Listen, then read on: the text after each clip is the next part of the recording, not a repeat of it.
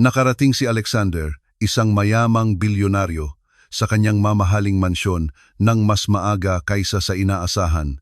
Napahinto siya sa kanyang gagawin nang marinig ang tunog ng pagtawa ng isang bata sa gitna ng nakabibinging katahimikan ng hapon. Tila may hindi nakikitang kamay na pumiga sa kanyang puso, humihinto sa pagtibok nito. Ang kanyang mamahaling katad na bag na puno ng milyon-milyong kontrata at alalahanin sa negosyo ay nahulog mula sa kanyang kamay at bumagsak sa mga graba nang walang anumang ingay na kanyang narinig. Ang kanyang mga mata, nasanay sa pagsusuri ng mga financial statements at pagtukoy sa mga kasinungalingan sa mga board meetings, ay hindi makaproseso ang imposible at kamanghamanghang tanawin na nagaganap sa perpektong namumuting damuhan ng kanyang sariling tahanan. Sa ginintuang sinag ng 4:00 ng hapon, ang kanyang anak na si Franek, ang batang lalaki na nasuring may malubhang autism at permanenteng emosyonal na pagkakahiwalay ng 5 internasyonal na neurologists, ay mahigpit na nakahawak sa likod ng isang babae. Hindi ito ang kanyang nobya.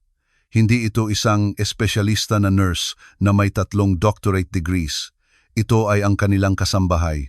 Isang batang babae na halos hindi niya matandaan na nakita niyang tumingin sa kanyang mga mata ng 2 beses, nakasuot ng murang asul na uniforme at kakaibang dilaw na guwantes na goma na kumikinang sa sikat ng araw. Siya ay gumagapang sa esmeralda berdeng damuhan, binabaliwala ang mga mantsa sa kanyang mga tuhod, habang gumagawa ng tunog ng kabayo. Habang si Franek, ang kanyang 6 na taong gulang na si Franek, na sinasabing ayaw sa anumang haplos, ay isinasawsaw ang kanyang mukha sa leeg ng babae at tumatawa ng malakas, nakabuka ang mga bisig na tila niyayakap ang buong mundo. Naramdaman ni Alexander na nanghihina ang kanyang mga binti, nahihirapang huminga. Paano ito posible?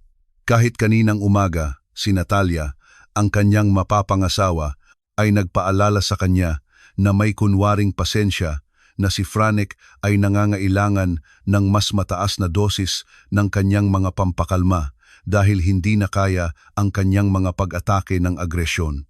Sinabi niya na ang bata ay isang kawalan ng pag-asa, isang walang laman na sisidlan na nagdudulot lamang ng sakit at gastos. Ngunit ang nakikita ni Alexander ay hindi isang walang laman na sisidlan. Ito ay isang buhay na buhay, masigla at masayang bata. Dahan-dahan siyang humakbang patungo sa hardin, nararamdaman na gumagalaw ang lupa sa ilalim ng kanyang mga paa. Ang eksena ay kasing nakakabighani, gaya ng nakakasakit. Si Ania, ang batang babae sa paglilinis, ay huminto sandali upang huminga. At sa halip na ilayo ang bata ng may malamig na pagkakakilanlan, inikot niya ang kanyang ulo at mabilis na kiniliti ang kanyang tagiliran gamit ang dulo ng kanyang ilong. Muling sumabog si Franek sa tawa, isang tunog na hindi pa naririnig ni Alexander mula noong aksidente ng kanyang unang asawa. 4 na taon na ang nakalipas. 4 na taon ng katahimikan, 4 na taon ng nawawalang tingin at matigas na mga katawan. At ngayon, ang kasambahay na may mga guwantes na panghugas ng pinggan ay nakagawa sa loob ng 20 minuto kung ano ang hindi nagawa ng pinakamahuhusay na doktor sa Europa sa kalahati ng kanilang buhay. Ang malamig na galit at nagniningas na pag-asa ay nagbanggaan sa dibdib ng bilyonaryo. May nagsinungaling sa kanya at ang katotohanan ay naroon, tumatawa sa damuhan. Mag-sign up upang matuklasan kung bakit ang sandaling ito ay naglantad ng isang network ng mga kasinungalingan na magbabago sa kanilang buhay magpakailanman. Muling naglakad si Alexander. Sa pagkakataong ito ay may mas matatag na mga hakbang, bagaman ang kanyang isipan ay nasa kaguluhan. Bawat metro na kanyang tinatahak patungo sa kanila ay dahan-dahang sinisira ang imahe na ibinenta sa kanya tungkol sa kanyang sariling anak. Si Franek ay walang nawawalang tingin sa kawalan. Ang kanyang kayumangging mga mata, na halos kapareho ng sa kanyang yumaong ina, ay nakatuon sa mukha ni Ania, na may lubos na paghanga, walang bakas ng paninigas ng kalamnan na nagbibigay katwiran sa pulang wheelchair na nakapark ilang metro ang layo, walang laman at nakalimutan na parang isang masamang pangitain. Mahigpit ang hawak ng bata, ang kanyang maliliit na mga daliri ay nakakapit sa tela ng asul na uniforme. Pumasok si Alexander sa damuhan, at ang pagkaluskos ng damo sa ilalim ng kanyang mga mamahaling sapatos ay bumuwag sa mahiwagang bula. Natigilan si Anya sa kanyang kilos. Ang kanyang mga instincts ay agad at malalim. Naramdaman niya ang presensya ng isang tao bago niya ito nakita, at ang maliwanag ng ngiti sa kanyang mukha ay nawala, napalitan ng malubhang kaputian. Mabilis niyang inikot ang kanyang ulo, at ang kanyang mga mata ay nakasalubong ng kahanga-hangang figura ni Alexander na nakatayo sa liwanag. Ang kanyang mukha ay hindi mabasa, at ang kanyang mga kamao ay nakakuyom sa kanyang mga gilid. Ang purong takot ay bumaha sa paningin ng batang babae. Alam niya na ang mga tuntunin ng bahay ay mahigpit. Ang mga tauhan sa paglilinis ay pinagbawalan na makipag-ugnayan sa batang master maliban sa mahigpit na kinakailangan para sa kalinisan. Napakalinaw ni Natalia. Kung hahawakan mo siya, sisirain mo siya.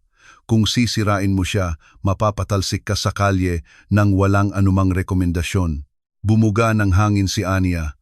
Dahan-dahang ibinaba si Franek sa damuhan. Sinubukang ilayo ang kanyang katawan mula sa bata na parang nahuli siya sa paggawa ng isang kakilakilabot na krimen.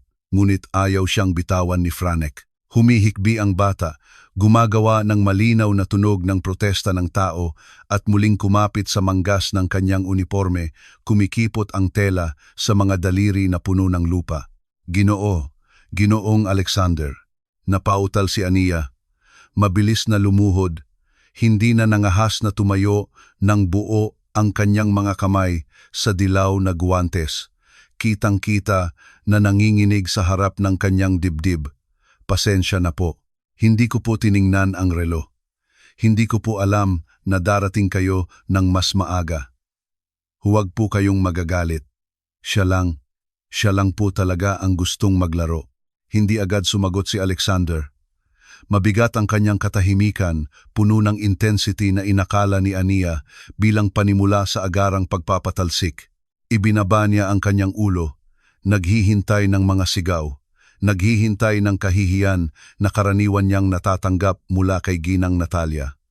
Ngunit hindi dumating ang mga sigaw. Sa halip, pinagmamasdan ni Alexander ang kanyang anak. Si Franek, napansin ang tensyon ni Ania, ay tumigil sa pagtawa. Nagbago ang kanyang mukha mula sa kasiyahan patungo sa alertong pag-aalala. Gumapang ang bata sa lupa, gumapang ng may lakas at koordinasyon at ipinuwesto ang kanyang sarili sa harap ni Ania. Itinaas ang kanyang maliliit na braso na parang kalasag, tumitingin sa kanyang sariling ama nang may pagdududa. Ang kilos na ito ay mas tumama kay Alexander kaysa sa anumang pang-aalipusta. Ang kanyang anak, isang emosyonal na may kapansanan, ay sumusubok na protektahan ang tagapagsilbi mula sa kanyang sariling ama. Huwag kang gagalaw, utos ni Alexander. Ang kanyang boses ay naging magaspang, halos hindi na makilala sa kanyang sariling mga tainga. Hindi ito isang sigaw, ito ay isang pakiusap na nakabalot sa isang utos. Naging bato si Ania na may mga fatang puno ng pinigilang luha.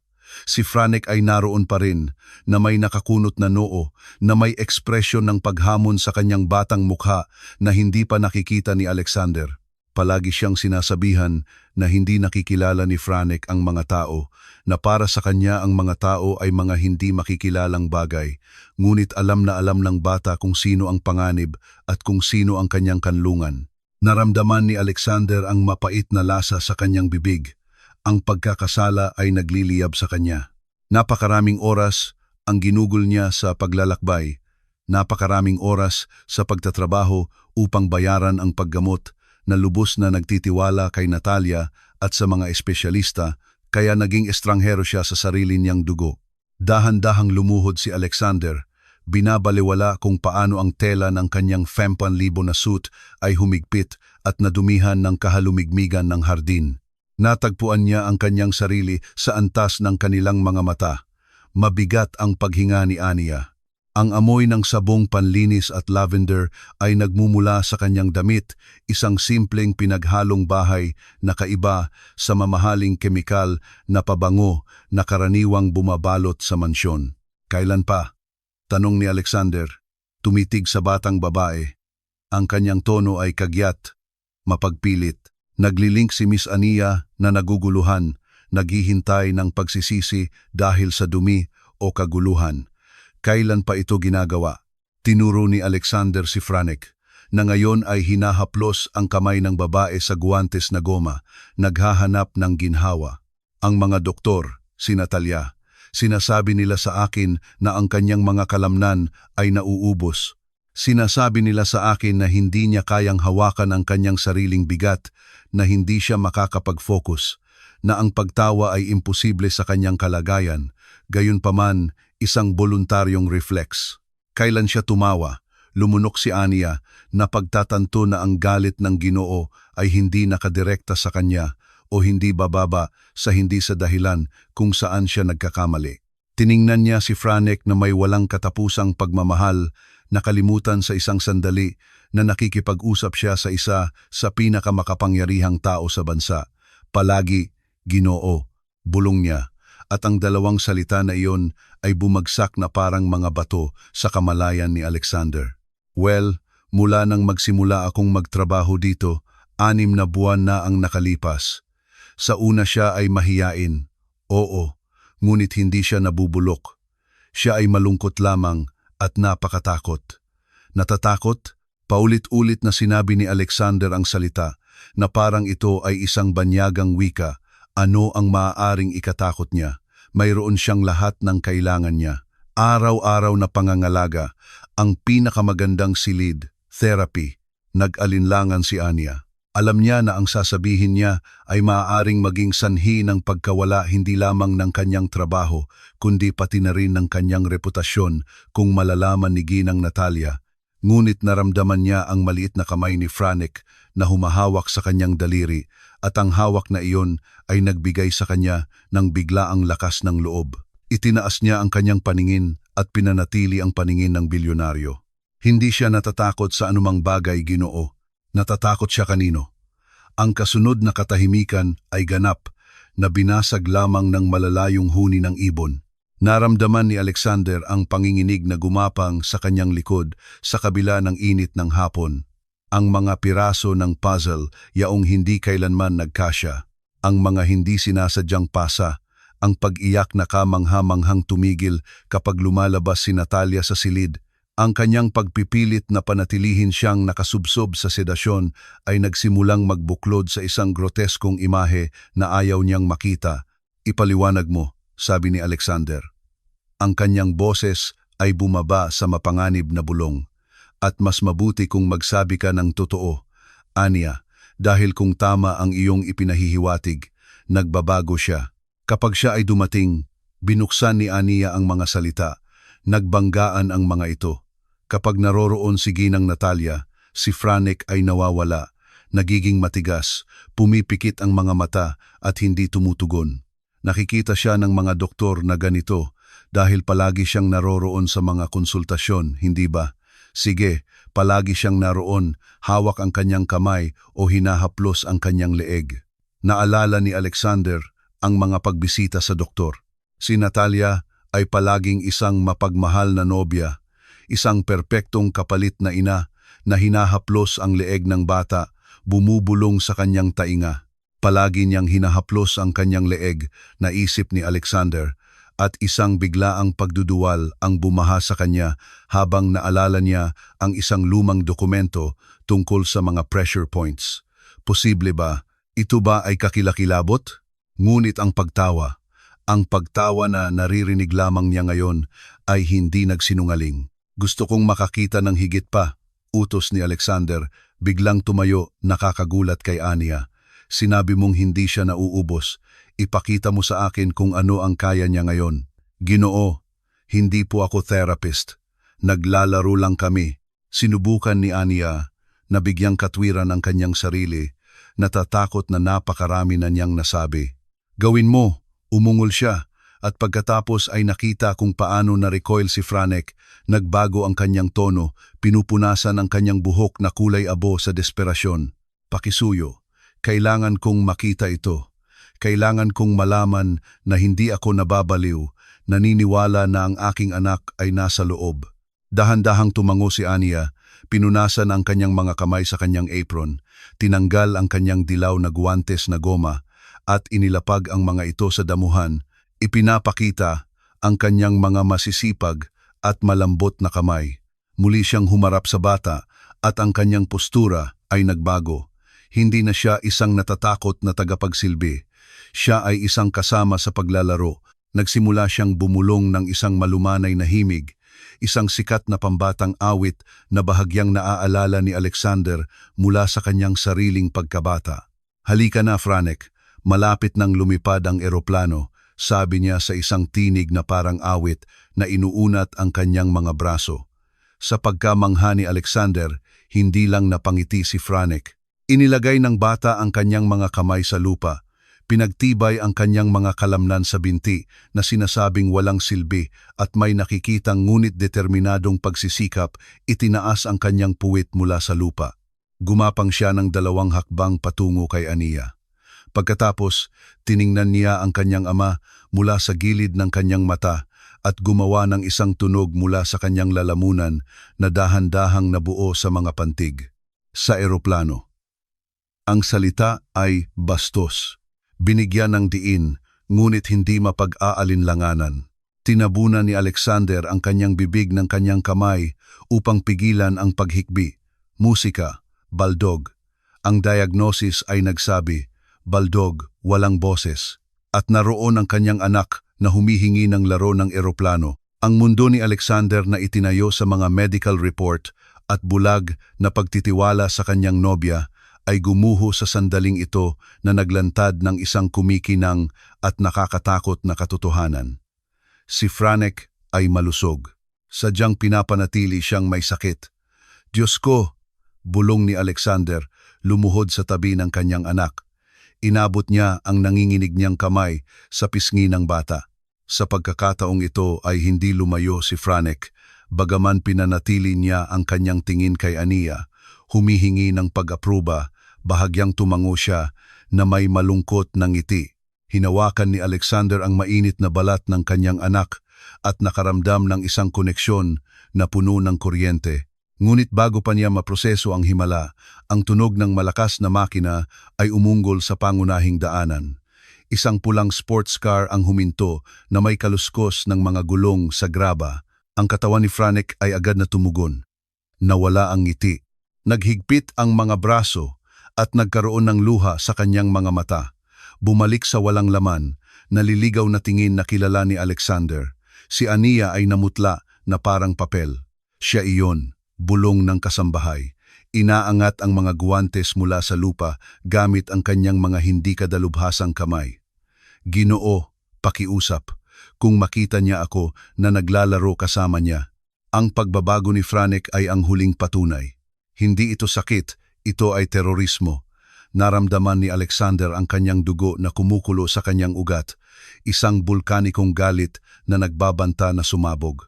Ngunit ang mga taon sa negosyo ay nagturo sa kanya ng isang aral sa buhay. Huwag kailanman umatake kapag ang kaaway ay hindi alam na naroon ka.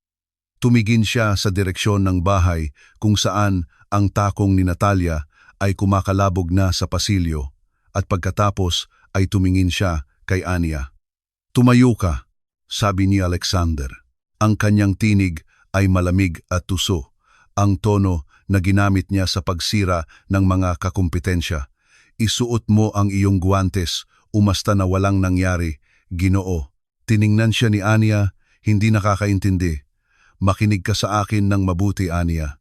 Hinawakan ni Alexander ang kanyang mga braso ng mahina, tumitingin sa kanyang mga mata. "Mula ngayon, ikaw at ako ay mga kakampi. Walang sinuman, ganap na walang sinuman ang maaaring malaman kung ano ang nakita ko. Hindi ko siya haharapin ngayon. Sisimulan ko siyang sirain." Si Alexander ay tumayo.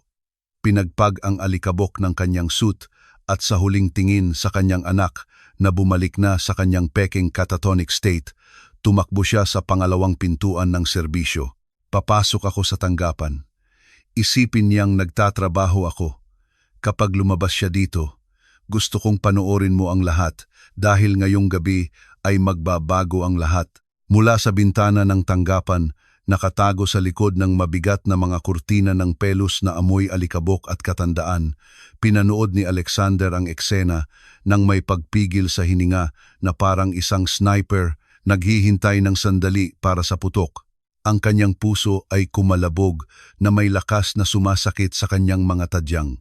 Ang bingi na kalabog na kasama ng pagdating ng babaeng balak niyang pakasalan sa loob ng 2 buwan. Ang kaibahan ay malupit, halos malapelikula. Ang hardin na ilang minuto lamang ang nakalilipas ay isang eksena ng tawa at kababalaghan sa ginintuang araw ay metaphorical na dumilim sa sandaling lumitaw si Natalia sa bukana ng French doors. Hindi siya naglalakad, nagmarcha siya, musika, nakasuot ng pulang stiletos na masama ang pagtusok sa perpektong damuhan, sinisira ang damo sa bawat hakbang, na isang perpektong metapora para sa ginawa niya sa kanilang buhay. Nakasuot ng walang kamali-mali sa mga branded na sunglasses na nagtakip sa kalahati ng kanyang mukha at isang handbag na nagkakahalaga ng higit sa taunang sahod ni Ania. Ngunit ang nagpatigas sa dugo ni Alexander ay hindi ang kanyang mga damit, kundi ang kanyang body language. Mula sa kaligtasan ng kanyang pinagtataguan, nakita niya kung paano ang postura ni Natalia ay nagpapalabas ng tensyon na kuryente ng agresyon. Walang ibang tao sa paligid, o kahit papaano akala niya. Kaya ang maskara ng mapagmahal na nagdurusang ina ay bumagsak sa lupa kasama ang kanyang mga susi. "Anong ginagawa ninyo?" Ang sigaw ni Natalia ay dumaloy sa dobleng salamin ng tanggapan. Bingi, ngunit hindi mapag-aalinlanganan, puno ng kamandag. Nakita ni Alexander kung paano pisikal na lumiit si Ania. Isang conditional reflex ng isang taong nakatanggap ng masyadong maraming verbal na palo. Biglang tumayo ang kasambahay, ibinaba ang kanyang ulo na may mga kamay na magkakaugnay sa ibabaw ng maruming apron. Ngunit ang pinakamasama ay si Franek, ang kanyang anak, ang batang lalaki na 5 minuto lang ang nakalilipas ay nagsasalita ng eroplano at gumagapang ng may lakas. Bumaluktot siya na parang bahay na gawa sa baraha. Ang kanyang mga braso ay nakabaluktot. Ang kanyang mga braso ay nakadikit sa kanyang katawan sa spastic rigidity at ang kanyang mukha na dating maliwanag sa kasiyahan ay nawala ang lahat ng ekspresyon. Ito ay itinayo ng mga doktor, ang malasalamin na tingin sa kawalan. Pinisil ni Alexander ang kanyang kamao sa windowsill hanggang sa naging puti ang kanyang mga buko. Hindi ito autism, ito ay isang mekanismo ng pagtatanggol. Nagpapanggap ang bata na patay upang mabuhay mula sa mandaragit. Tingnan mo siya. Sumigaw si Natalia. Itinuturo si Franek gamit ang isang nag-aakusa na daliri na may perpektong manicured na kuko. Siya ay kasuklam-suklam, puno ng lupa at damo. Binabayaran kita para igulong siya na parang hayop o para panatilihin siyang malinis. Sinubukan ni Ania na magsalita. Ang kanyang bibig ay gumagalaw sa isang tahimik na pakiusap para sa kapatawaran, ngunit hindi siya pinayagan ni Natalia. Mabilis na naglakad ang babae patungo sa bata. Naramdaman ni Alexander ang malalim na pagnanais na basagin ang salamin at tumalon sa hardin, ngunit pinilit niya ang kanyang sarili na manatiling hindi gumagalaw. Tingnan mo siya, utos niya sa kanyang sarili. Kailangan mong makita kung ano ang kaya niya kapag inaakala niyang hindi siya nakikita. Dumaating si Natalia kay Franek at sa halip na yumuko para linisin siya o marahang pagsabihan, hinawakan niya ang kanyang braso. Hindi ito isang pag-alalay ng ina. Ito ay isang paghila, tuyo, malupit. Inangat niya ang braso ng bata na parang ito ay isang sirang basahan na manika. Walang reklamo si Franek, walang iyak, hinayaan lamang siyang manipulahin, nakabitin ng walang buhay sa kanyang kamay. Ang pagiging pasibo na ito ay mas nagpatakot kay Alexander kaysa sa anumang pag-iyak. Nangangahulugan ito na ito ay isang routine. Nangangahulugan ito na natutunan ni Franek na mas masama ang pagtutol. Wala kang silbi, aso ni Natalia habang nilalapit ang kanyang mukha sa mukha ng bata. Bagaman kailangang basahin ni Alexander ang kanyang mga labi upang maunawaan ang buong pangungusap, napatapilok kita ng ilang minuto at mukha ka ng pulubi. Kung makita ka ng iyong ama na ganito, iisipin niyang hindi ka niya inaalagaan at kung iisipin niya iyon, mawawalan ng pera ang iyong mga matamis. Naiintindihan mo, kinuha niya ang panyo mula sa kanyang bag at sinimulang kuskusin ang mukha ni Franek ng may lakas. Halos kakamutin ang kanyang balat upang alisin ang mantsa ng lupa. Ang ulo ng bata ay umuga sa bawat marahas na kilos ng kanyang kamay. Humakbang si Ania pasulong 1 kilos ng pagpapakamatay na katapangan. Ginoo, pakiusap, masusugatan ninyo ang kanyang balat, sabi ng kasambahay. Ang kanyang nanginginig na tinig ay halos hindi makarating sa tanggapan. Mabilis na lumingon si Natalia na parang ahas. Manahimik ka, bobo, sigaw niya. Itinapon ang maruming panyo sa mukha nito. Kasalanan mo. Pumunta ka sa kusina at ihanda ang kanyang mga patak. Doble ang dosis, masyado siyang nanggugulo dahil sa iyo. Kailangan niyang matulog bago dumating si Alexander. Ayokong makita niya siyang ganito kamay depekto. Doble ang dosis. Ang mga salita ay kumalansing sa isipan ni Alexander na parang isang bala. Naalala niya ang buwanang mga singil mula sa parmasya, pediatric sedatives na malawak ang saklaw. Sinabi ng mga doktor na ito ay para kontrolin ang kanyang mga pag-atake ng galit. Ngayon ay naintindihan na niya na ang mga pag-atake ng galit ay imbento. Ang mga patak ay hindi magpapakalma sa kanya. Ito ay magpapalabas sa kanya. Ito ay magpapalitan ng isang malusog na bata sa isang tahimik na muebles na hindi makakasagabal sa mga plano ng susunod na ginang. Naramdaman ni Alexander ang isang mainit, nag-iisa na luha na dumaloy sa kanyang pisngi. Nagbabayad siya buwan-buwan upang lasingin ang kanyang sariling anak. Umurong si Alexander mula sa bintana, huminga ng malalim upang kontrolin ang panginginig ng kanyang mga kamay. Kailangan niyang lumabas doon. Kailangan niyang kumilos, ngunit hindi siya maaaring maging isang galit na ama. Kailangan niyang maging isang malamig na strategist.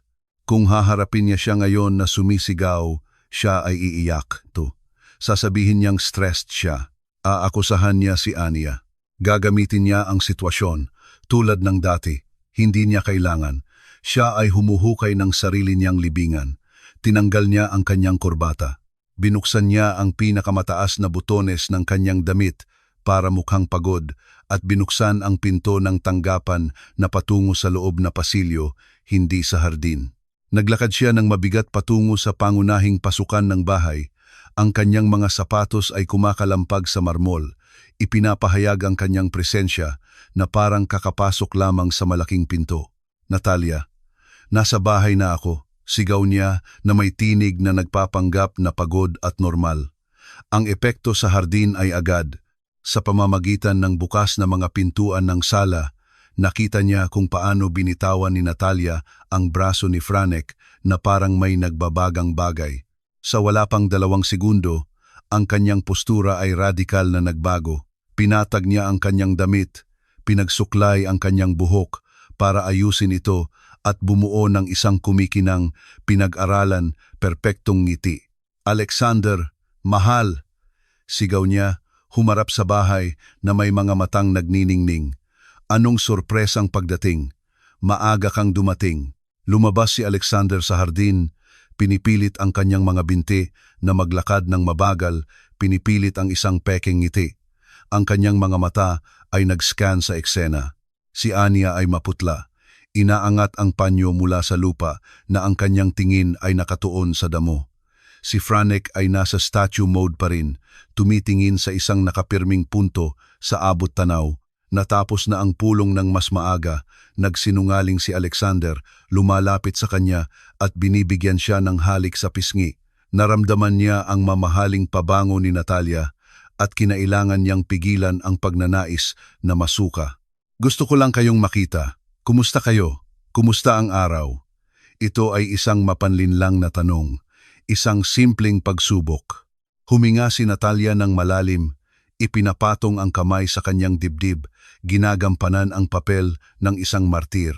"Ah, mahal, ito ay isang mahirap na araw," sabi niya na may nag-aalalang tinig, tumitingin kay Franek na may peking kalungkutan. Kawawa naman, napakabagsik niya ngayon. Sumigaw siya buong umaga, inihahampas ang kanyang ulo sa dingding. "Kailangan kong lumaban para hindi siya masaktan." Tama ang mga doktor, lumalala ang kanyang kalagayan.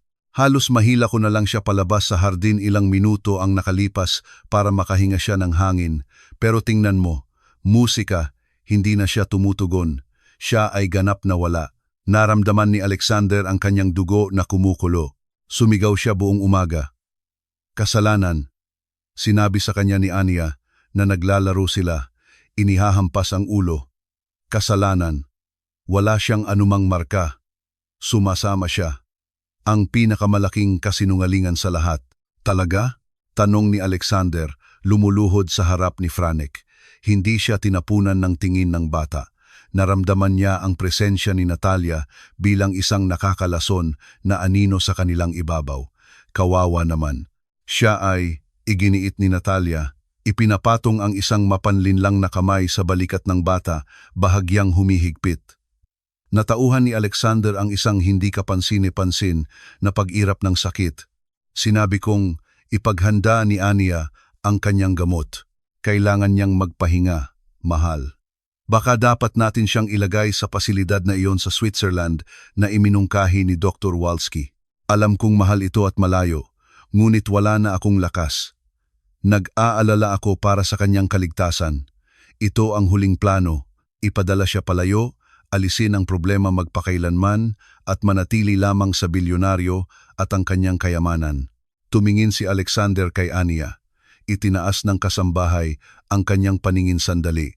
Ang kanyang mga mata ay puno ng takot na nagmamakaawa sa kanya sa katahimikan na huwag maniwala sa mga kasinungalingan.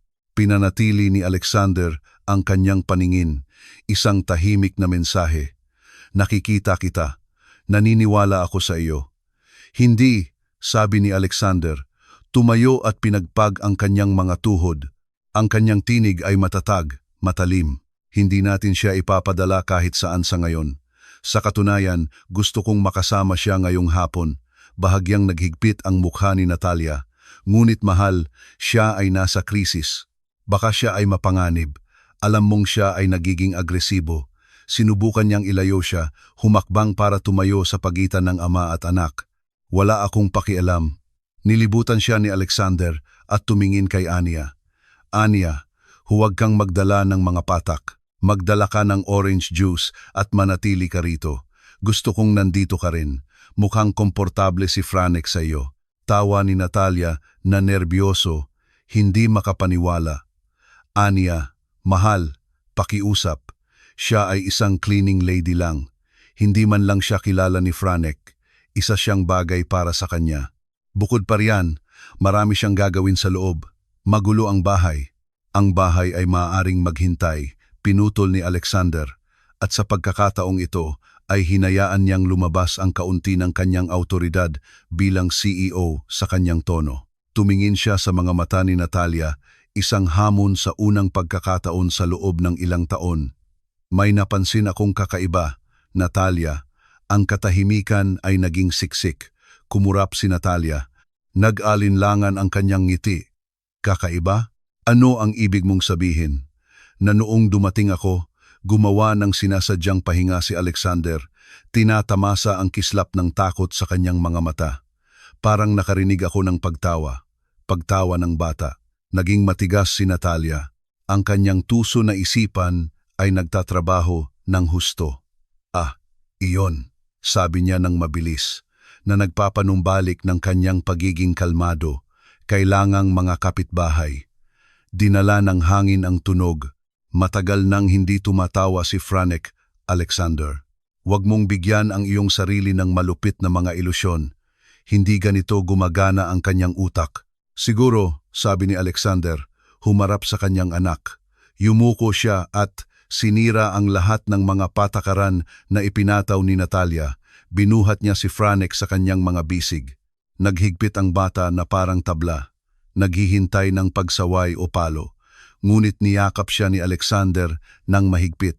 Hinugot niya siya sa kanyang dibdib, bumubulong malapit sa kanyang tainga upang siya lamang ang makarinig. Binabalewala ang babae na nakatingin sa kanila ng may pagdududa. Ang eroplano, bulong ni Alexander. Nandito si tatay. Malapit nang lumipad ang eroplano, Master. Naramdaman niya ang maliit na katawan ni Franek na nanginginig at pagkatapos ay dahan-dahan, halos hindi napapansin, isang maliit na kamay ang inilagay sa balikat ng mamahaling suit ni Alexander. Hindi ito isang buong yakap, ngunit ito ay isang tugon, isang patunay ng buhay. Pumasok na tayo, sabi ni Alexander, naglalakad patungo sa bahay na may kanyang anak sa kanyang mga bisig. Iniiwan si Natalia na nakatayo sa hardin na nakanganga ang bibig. Anya, sumama ka sa amin ngayon. Naiwan si Natalia sa likod, nakatingin habang sila ay lumalayo. Sa unang pagkakataon, ang kontrol ay nawawala sa kanyang mga kamay at habang naglalakad siya patungo sa mansyon na naging kulungan, nanumpa siya na hindi siya matutulog ngayong gabi. Hanggat hindi niya mahanap ang jar ng mga tableta at ang mga security camera na plano niyang install. Nagsimula na ang digmaan.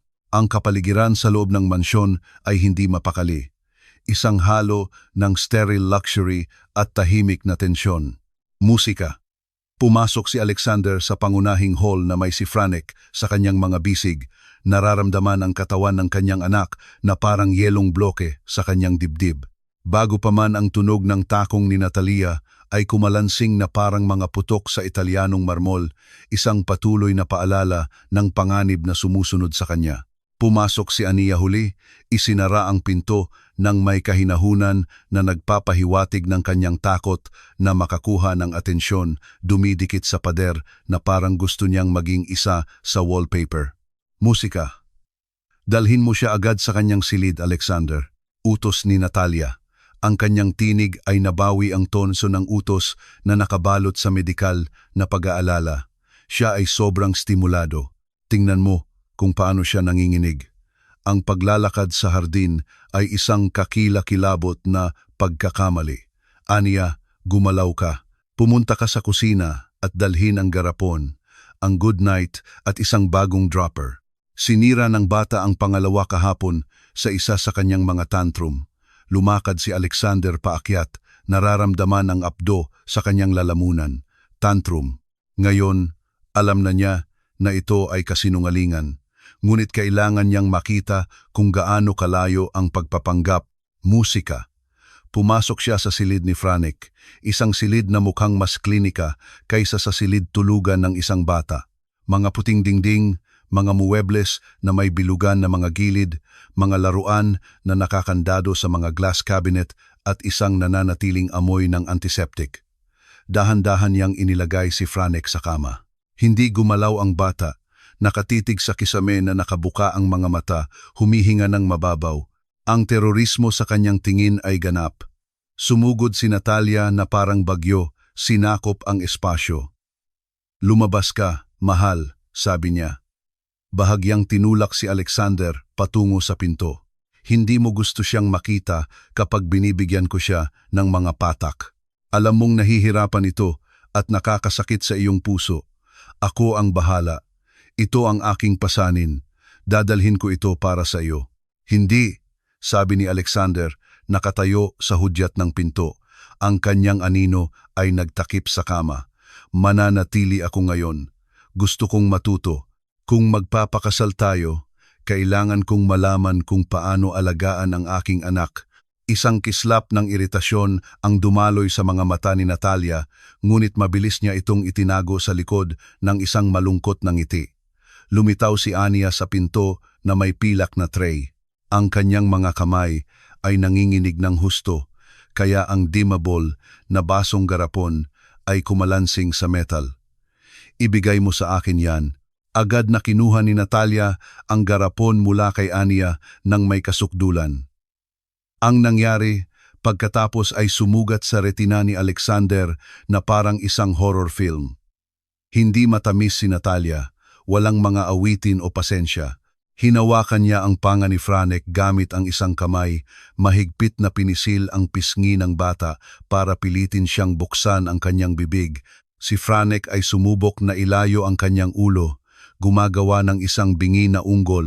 Ang kanyang maliliit na mata ay desperadong naghanap kay Ania sa pinto. "Umupo ka," bulong ni Natalia, nakalimutan sa isang sandali na naroon si Alexander, o marahil ay nagtitiwala na isasalin niya ang kanyang karahasan bilang kinakailangang katatagan. Pinilit ni Natalia ang dropper sa kanyang bibig. 1, 2, 3, 4 na dosis. Ang makapal na dilaw na likido ay nawala sa lalamunan ng bata. Umubo si Franek. Nagkaroon siya ng mga gag reflex.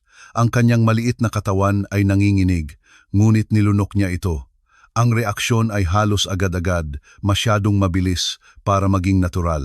Sa loob ng ilang segundo, ang tensyon sa mga kalamnan ni Franek ay nawala, napalitan ng hindi natural na pagiging malambot.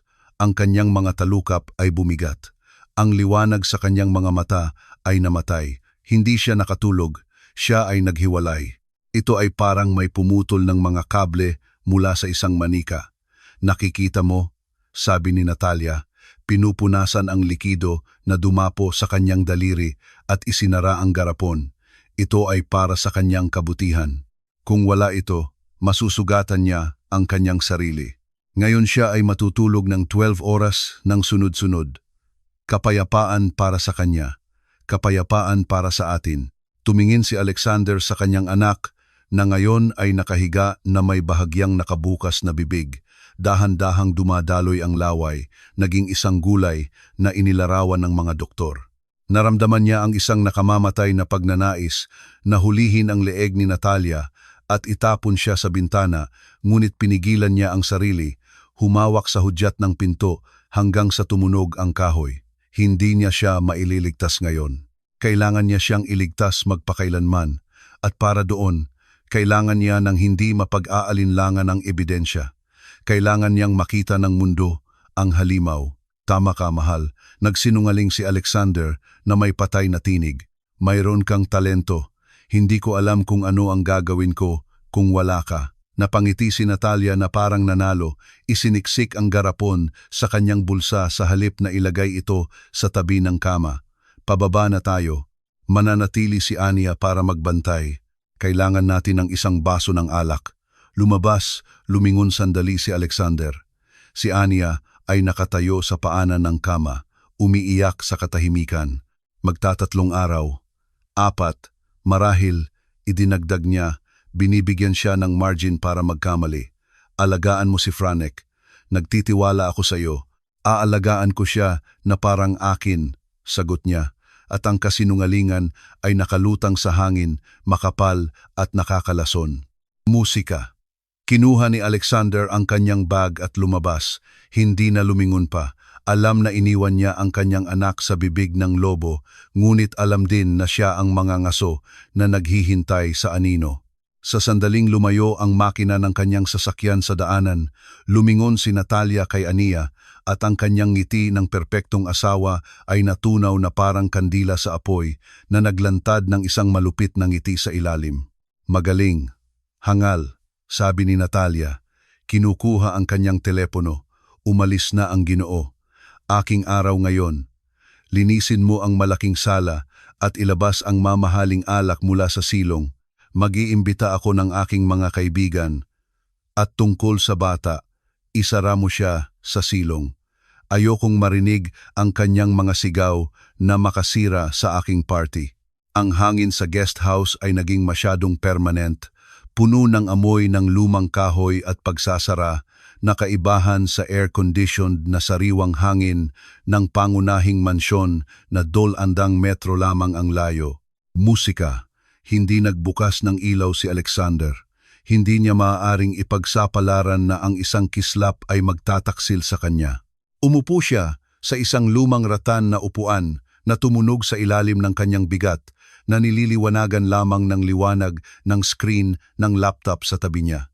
Ang kanyang mga mata ay namumula at tuyo mula sa kawalan ng pagkurap ay nakatuon sa mosaic ng mga larawan na ipinadala ng mga nakatagong kamera.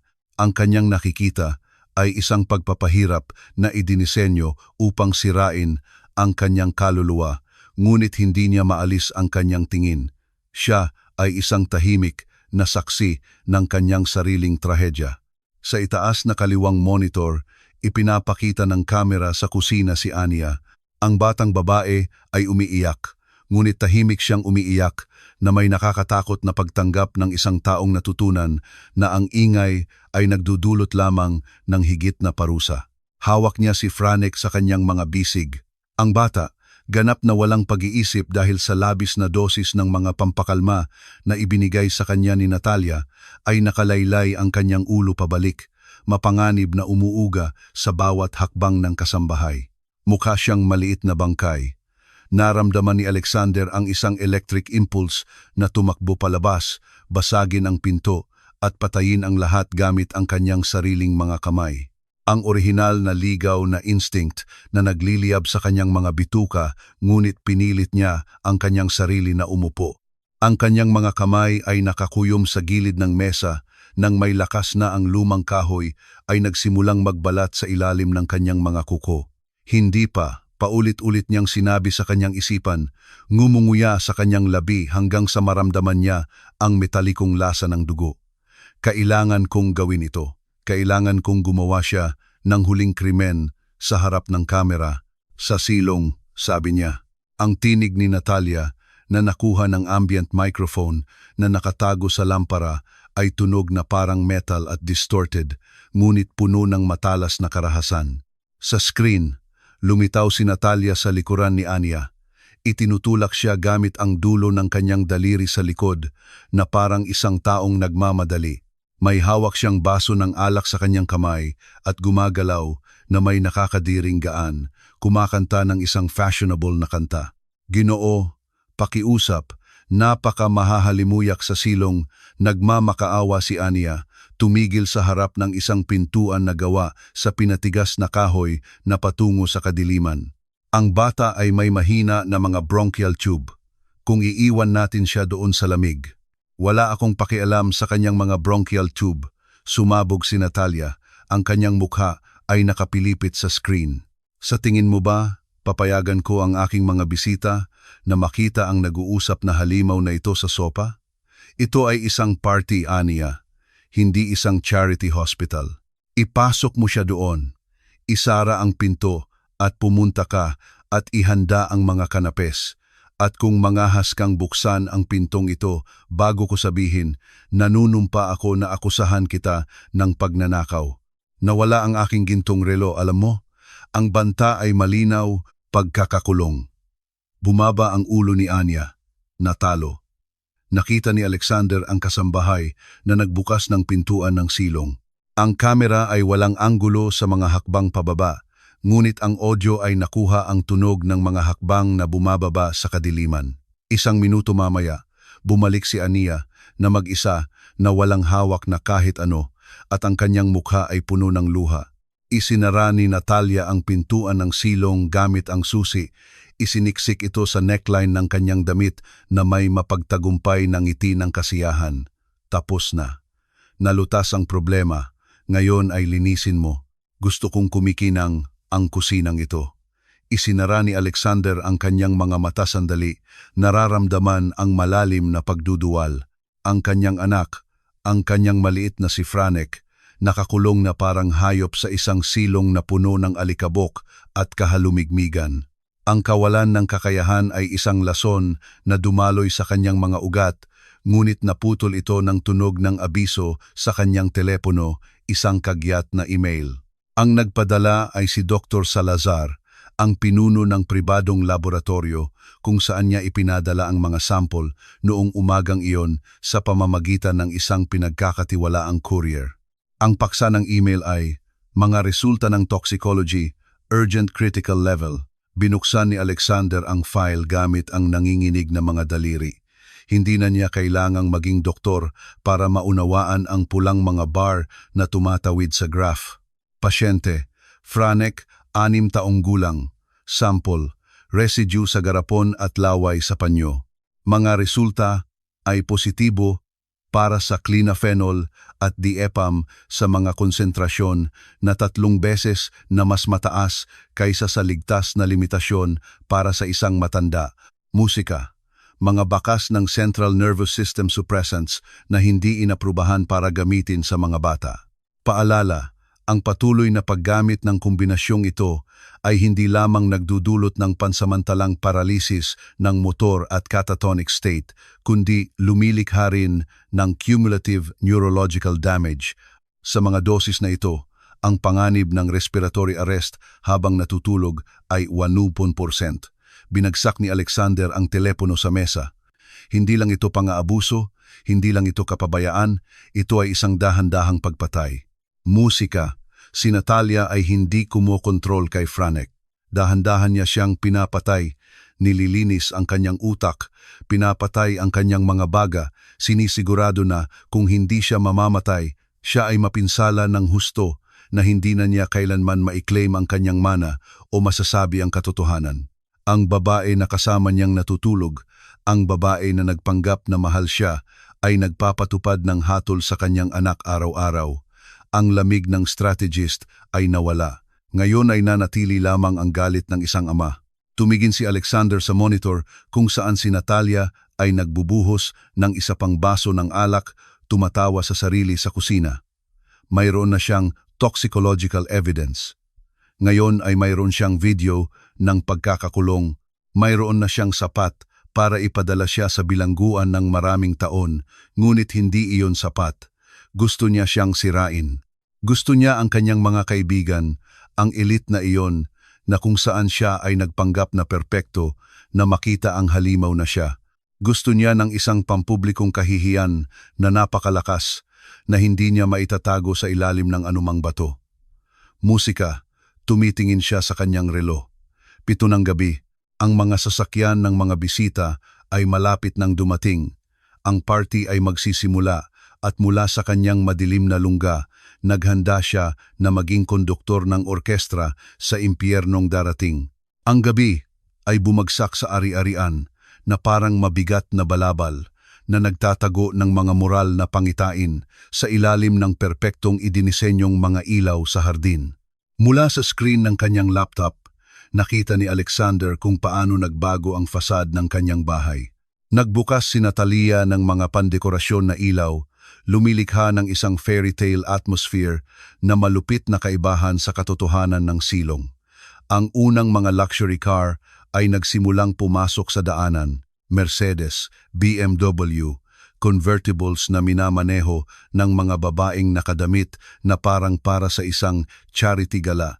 Hindi alam na sila ay pumapasok sa isang crime scene. Ang tunog ng lounge music ay nagsimulang pumasok sa mga mikropono sa sala. Pinataas ni Alexander ang volume sa kanyang headphones para hindi makaligtaan ang anumang salita. Kailangan niyang marinig ang lahat. Musika. Kailangan niya ng bala. Sinalubong ni Natalia ang kanyang mga kaibigan sa pangunahing pinto na may mga mainit na yakap at halik sa hangin na hindi dumidikit sa balat. Maligayang pagdating. Pasok kayo, sigaw ni Natalia, nagniningning sa isang emerald green na seda na damit. Musika, ang bahay ay sa atin lahat. Ang boss ay lumipad sa London para kumita pa ng pera para sa atin at ang pasyente ay nagpapahinga. Pasyente, tanong ng isang blonde na babae na may masyadong maraming alahas, tumatawa ng malupit habang tinatanggap ang isang baso ng champagne mula sa tray na hawak ni Ania. Musika. Alam mo, ang bata, sabi ni Natalia. Binababa ang kanyang tinig sa isang mapagkutsang tono. Naglalakad patungo sa sala. Napakabagsik niya ngayon. Sumigaw siya. Musika, bumubulong, horror. Kailangan kong bigyan siya ng kanyang espesyal na gamot at itago siya kung saan siya ay hindi nakakagambala. Sa totoo lang, mga kaibigan, ito ay isang sakripisyo na hindi ninyo mauunawaan. Ang pamumuhay kasama ang isang bata na tulad nito ay parang pamumuhay kasama ang isang sirang hayop. Ngunit ano pa, nararamdaman ni Alexander ang pagkakasala at nagiging kabayaran iyon. Malawak na itinuro ni Natalia ang pag-aayos ng sala, bagong muebles at ang kanyang diamante na kuwintas. Tumawa ang kanyang mga kaibigan sa tunog ng mga mayayamang nakadamit ng seda. "Banal ka, Natalia," sabi ng isa pa, isang matangkad na babae. "Ipapadala ko na siya sa isang state-run boarding school at itapon ang susi. Musika. Paano mo ito natitiis? Patience, mahal, patience and strategy." Sabi ni Natalia, kumikindat sa isang nakatagong kamera sa larawan. Hindi alam na ang kanyang nobyo ay nagtatala ng bawat pixel ng kanyang pag-amin. "Sa sandaling magpakasal tayo at bigyan ako ni Alexander ng buong kontrol sa medical fund, sabihin na natin na ang maliit na si Franek ay mangangailangan ng mas paborableng klima sa Switzerland. Napakalayo mula dito at napakamura, bagaman sasabihin ng mga singil ang kabaligtaran." Naramdaman ni Alexander ang pag-ugong ng kanyang mga templo. Musika. Narito ang pag-amin sa pananalapi, pandaraya, premeditation. Mayroon siyang lahat. Maaari niyang tawagan ang pulisya agad. Maaari niyang pumasok na may armas, ngunit ang kanyang tingin ay bumaba sa ibabang kanang monitor, ang silong, musika. Walang ilaw doon, ngunit ang kamera ay may infrared night vision. Ang imahe ay grainy sa mga phantom shades ng kulay abo at berde. Si Franek ay gumagalaw. Ang epekto ng pampakalma ay mas mabilis kaysa sa karaniwan. Marahil dahil sa adrenaline ng takot o dahil ang kanyang katawan ay bumubuo ng pagpapaubaya sa lason. Ang bata ay nakaupo sa isang lumang kutson na ginamit para sa pag-iimbak ng mga gamit sa taglamig. Nakayakap siya sa kanyang mga tuhod, nag-uugoy ng mainit. Nilapit ni Alexander ang kanyang mukha sa screen. Nakikita niya ang purong takot sa mga mata ng kanyang anak na nagniningning sa kadiliman na parang mga mata ng isang natatakot na pusa. Nakatingin si Franek sa saradong pinto sa itaas ng hagdan at pagkatapos ay ginawa ng bata ang isang bagay na bumutas sa puso ni Alexander sa 1,000 piraso. Nagsimula siyang hampasin ang kanyang mga kamao sa sahig, ngunit tahimik. Nagbukas siya ng kanyang bibig para sumigaw, "Tatay," ngunit walang tunog na lumabas. O baka natatakot siya na marinig siya ng bruha. Sa itaas, ang party ay nasa kasagsagan. Nataasan ang musika. Si Ania ay dumaan sa pagitan ng mga bisita na may mga tray ng kanapes. Hindi siya nakikita ng mga ito, tinatrato na parang isa pang muebles. Ngunit napansin ni Alexander ang isang bagay sa postura ng kasambahay. Hindi tumitingin si Ania sa mga bisita. Tinitingnan niya ang kanyang relo, tinitingnan niya ang pintuan ng silong. Siya ay parang isang bukal, handa nang ilabas. Sinamantala ang pagiging abala ni Natalia sa pagkukuwento ng mga anekdota tungkol sa kanyang huling paglalakbay sa Paris. Si Ania ay naglagay ng tray sa isang side table at gumapang patungo sa kusina. Mabilis na pinalitan ni Alexander ang kamera para sundan siya. Nakita niya kung paano niya desperadong hinanap ang mga drawer. Hindi siya naghahanap ng pagkain. Naghahanap siya ng isang bagay na metal, isang screwdriver, isang kutsilyo, isang bagay para buksan ang lock. Musika. "Huwag mong gawin iyan, Ania. Papatayin ka niya." Bulong ni Alexander sa screen na may puso sa kanyang lalamunan. Alam niya na kung matuklasan ni Natalia na sinusubukan niyang buksan ang pinto, ang karahasan ay magiging agad, ngunit hindi tumigil si Ania. Nakahanap siya ng lumang kutsilyo para sa pagkalat ng mantikilya at tumakbo patungo sa pintuan ng silong. Sinubukan niyang ipasok ang dulo sa lock. Ang kanyang mga kamay ay nanginginig ng malakas. Ang tunog ng metal, kahit na malambot, ay kumalansing sa katahimikan ng kusina. Pek. Ang tunog ay hindi nagmula sa pinto. Ito ay nagmula sa pasukan ng kusina. "Anong iniisip mo, maruming traidor?" Nakita ni Alexander kung paano lumitaw si Natalia sa bukana ng pinto. Ang kanyang mukha ay nabago ng demonyong galit ay narinig. Sinundan niya ang kasambahay. Binagsak ni Ania ang kutsilyo na bumagsak sa sahig na may kalabog na parang putok. "Ginoo, narinig ko ang ingay. Akala ko ay nahulog ang bata." Napautal si Ania, umurong hanggang sa mabangga siya sa pintuan ng silong, pinoprotektahan ito gamit ang kanyang katawan. "Musika. Nag-iisip ka. Hindi ka nandito para mag-isip. Nandito ka para maglingkod, aso ni Natalia. Papalapit sa kanya na may baso ng alak pa rin sa kamay. Ang kanyang kagandahan ay nawala. Ngayon siya ay isang mandaragit na nakapalibot sa kanyang biktima. Sinabi ko sa iyo na huwag mong buksan ang mga pintong iyon. Sinabi ko sa iyo na kung gagawin mo iyon, pagsisisihan mo. Sa tingin mo ba kaya mong labanan ako sa sarili kong bahay? Hindi siya natutulog, ginang, sabi ni Anya. At sa unang pagkakataon ay itinaas niya ang kanyang tinig. Hindi siya sumigaw. Sinabi niya sa isang matatag, bakal na tinig na nagpatigil kay Natalia sa isang sandali. Hindi siya natutulog at natatakot siya. Isa siyang bata. Hindi mo siya maaring iwan sa dilim. Ito ay hindi makatao. Musika, hindi makatao.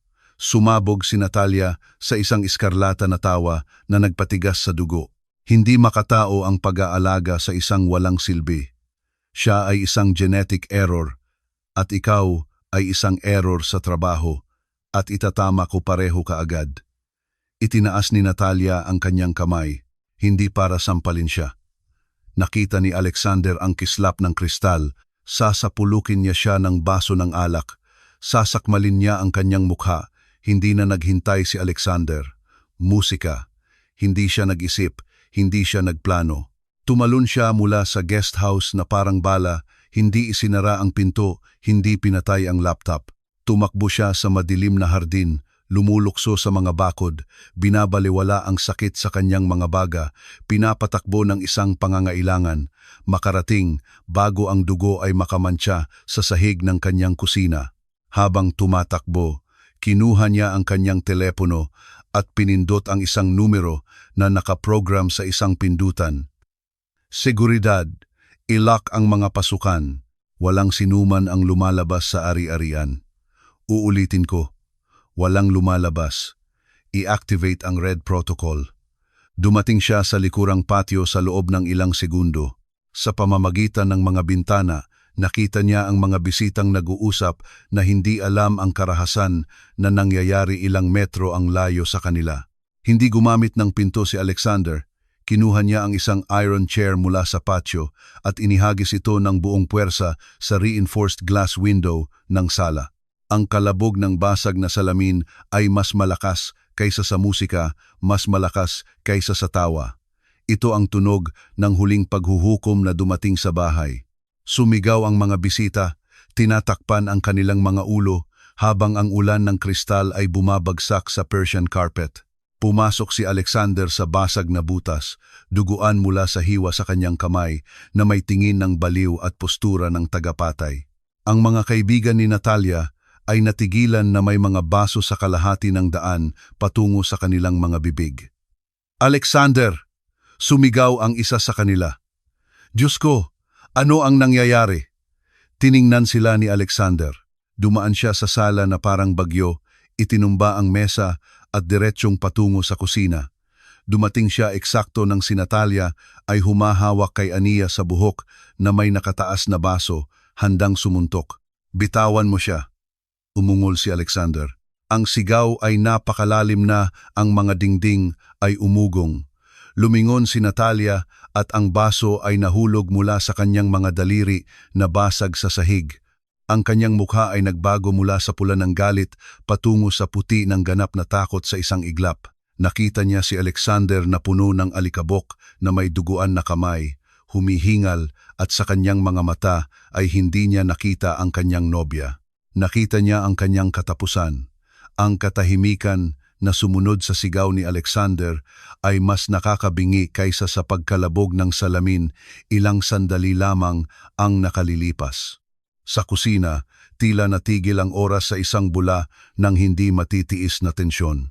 Si Natalia, na may kamay pa rin na nakataas kung saan ilang sandali lamang ang nakalilipas ay may hawak siyang baso, ay tumitingin kay Alexander na parang nakakakita ng multo na bumangon mula sa libingan.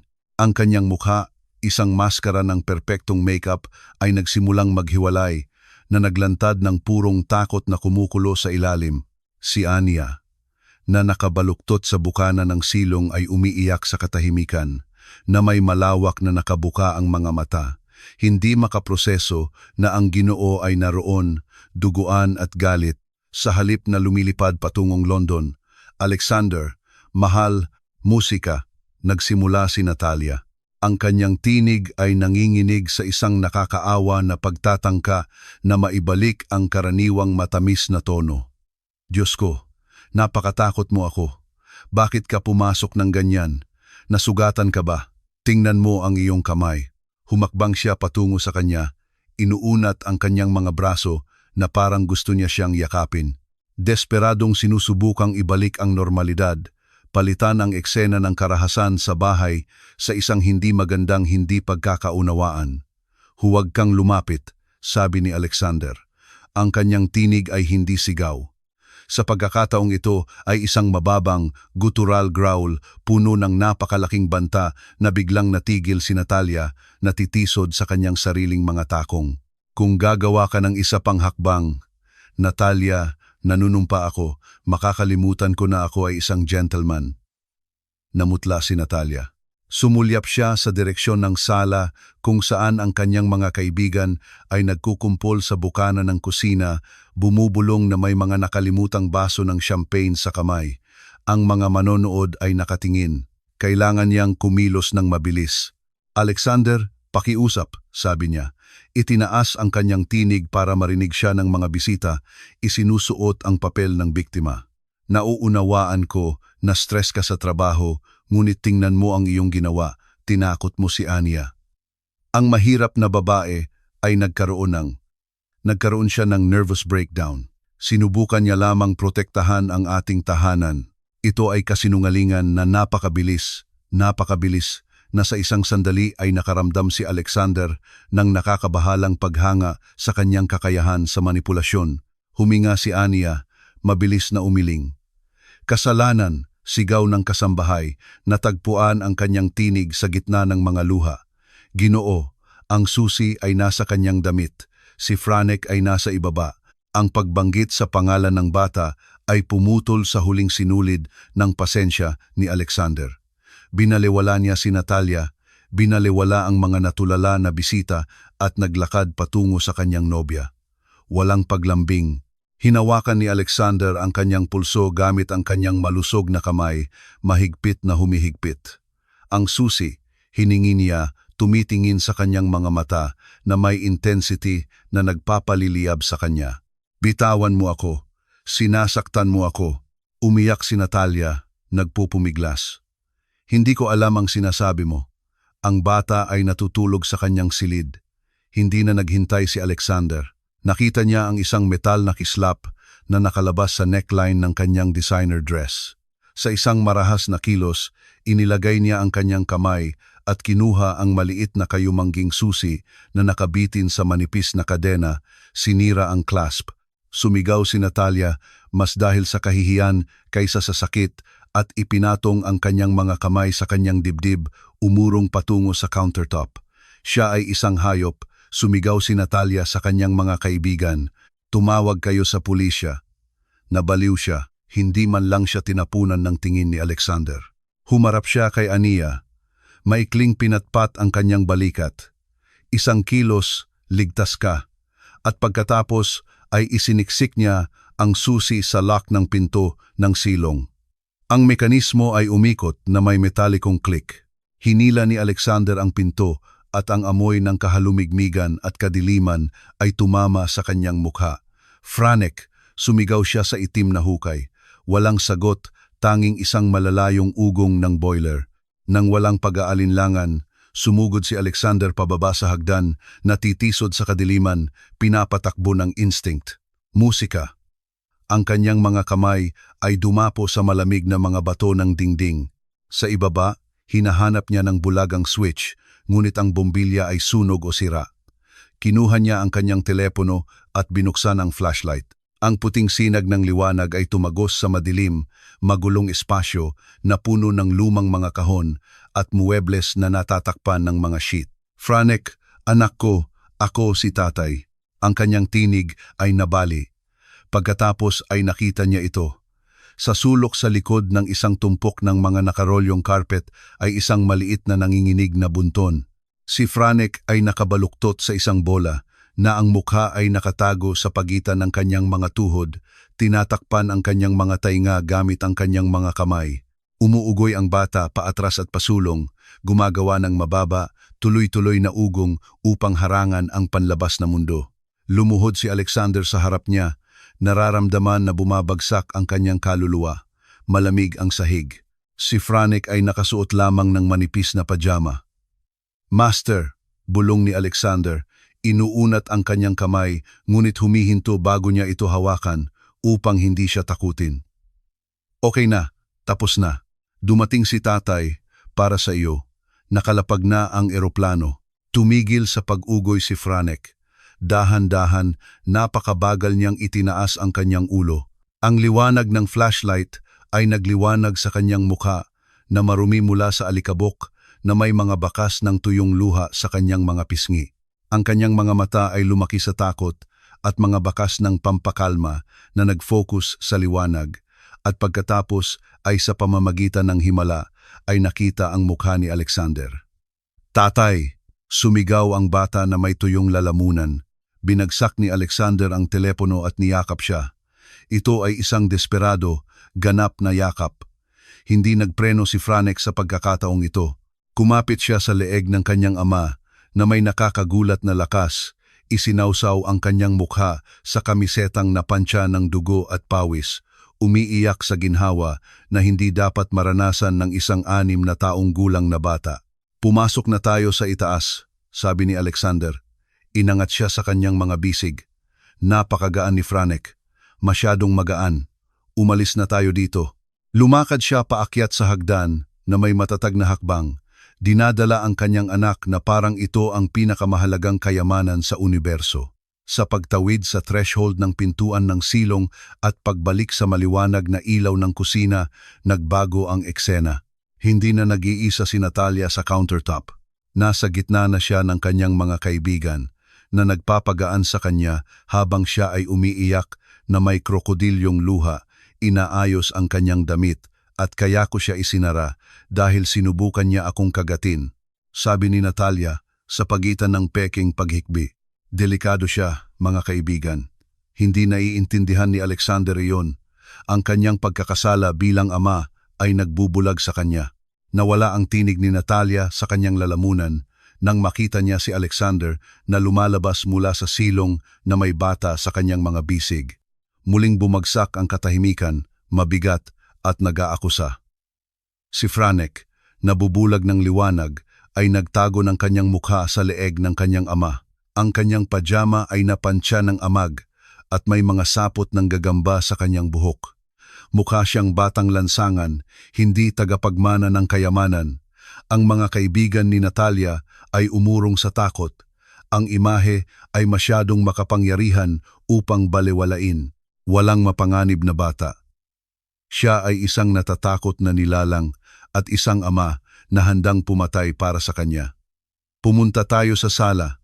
Wanpuli na, minayong taka," sabi ni Alexander na may malamig na pagiging kalmado na mas nakakatakot kaysa sa kanyang mga naunang sigaw. "Hindi ito imbitasyon, ito ay isang utos. Lahat kayo ay hindi pupunta kahit saan kasama ko ngayon," pambihira ni Natalia. Sinusubukang mabawi ang kontrol. "Uminom ka ba o gumagamit ng droga? Tingnan mo kung paano mo hawak ang bata. Dinudumihan mo siya ng iyong dugo.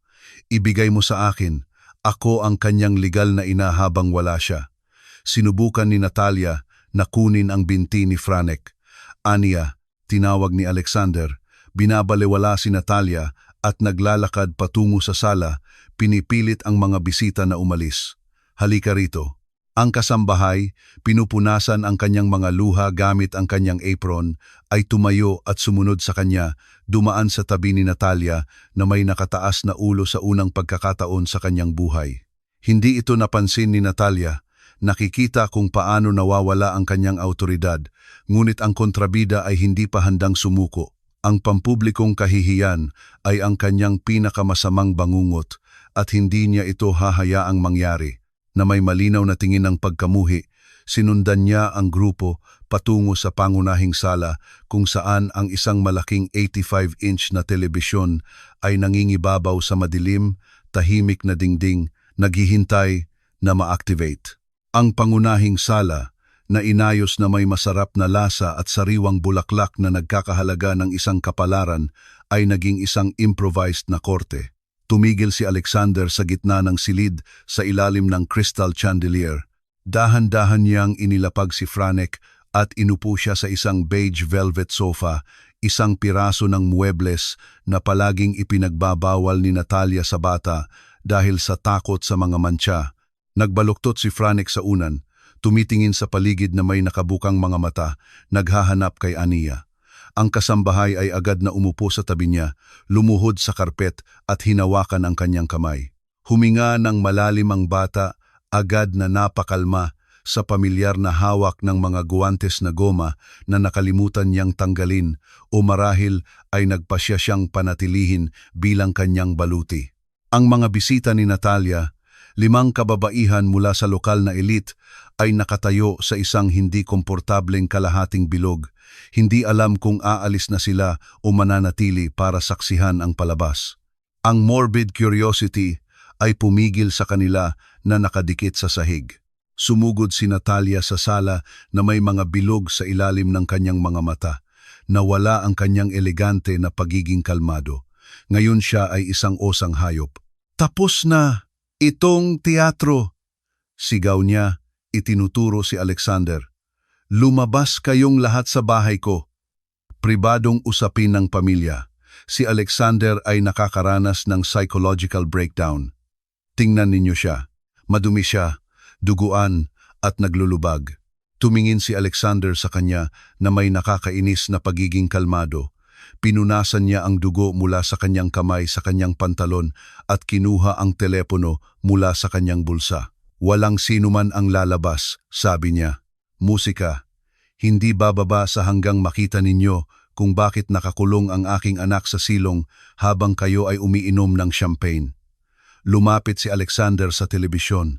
Agad na naunawaan ni Natalia kung ano ang mangyayari. Ang kanyang mga mata ay lumihis patungo sa nakatagong kamera sa bukana ng larawan sa itaas ng fireplace. Isang detalye na kanyang napalampas ng 1,000 beses. Ang kulay ay nawala sa kanyang mukha. "Huwag mong gawin," isinulid ni Natalia habang tumatakbo patungo sa kanya para subukang agawin ang kanyang telepono. "Ito ay ilegal. Hindi mo ako maaaring i-record sa sarili kong bahay." Ngunit bago siya makarating kay Alexander, tumayo si Ania. Ito ay isang mabilis, makinis na kilos. Ang tagapagsilbi, ang hindi nakikitang babae, ay tumayo sa daraanan ng ginang. "Huwag mo siyang hawakan," sabi ni Ania. Hindi siya sumigaw. Sinabi niya ito sa matatag, bakal na tinig. Natigilan si Natalia, hindi makapaniwala. Ang katapangan ng empleyado ay nagbulag sa kanya sa galit.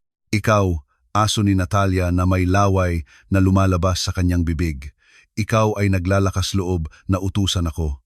Isa kang gutom na daga na inangat ko mula sa kalye. Umalis ka o nanunumpa ako, papatayin kita." Musika. Itinaas muli ni Natalia ang kanyang kamay. Sa pagkakataong ito ay nakakuyom na kamao. Handang hampasin si Ania sa mukha, handang ilabas ang lahat ng kanyang pagkadismaya sa pinakamahinang bahagi. "Nanay, hindi." Ang sigaw ay hindi nagmula kay Ania. Nagmula ito sa sofa. Siya si Franek. Ang bata ay tumayo sa mga unan. Hindi siya sumigaw ng nanay na tinatawag si Natalia. Musika. Sumigaw siya para ipagtanggol si Ania. Natigilan si Natalia na may kamao sa hangin. Tumingin siya sa bata na may pagkamuhi. "Musika, ikaw maliit na halimaw," unggol niya. "Kasalanan mo ito. Kung naging normal ka lang, walang mangyayari. Dapat sana'y namatay ka na kasama ng iyong ina." Musika. Ang karahasan ng pangungusap na iyon ay nagdulot ng bingi na sigaw sa mga bisita, katahimikan. Musika. Marahas na isinaksak ni Alexander ang cable sa kanyang telepono. Ang malaking screen ay nabuhay. Ngunit si Natalia sa isang huling kilos ng kabaliwan ay sumugod hindi kay Alexander, kundi kay Franek. Kung mayroon siyang bata, mayroon siyang kapangyarihan. Kung kukunin niya siya bilang isang emosyonal na hostage, hindi siya magagawa ni Alexander. Halika rito. Sumigaw siya. Hinawakan ang braso ni Franek ng may karahasan, sinusubukang hilahin siya mula sa sofa. Musika. Sumigaw si Franek sa sakit. Hindi nag-isip si Ania. Sumugod siya kay Natalia. Itinulak siya gamit ang kanyang braso.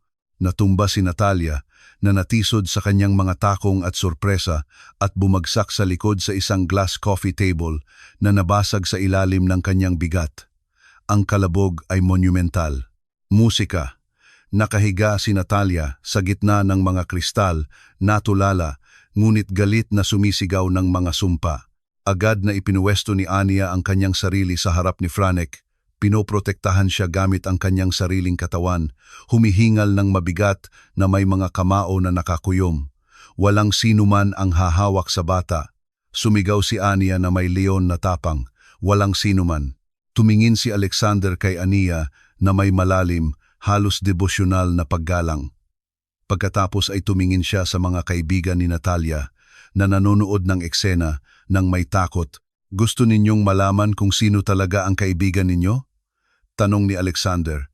Pinipindot ang play button sa kanyang telepono.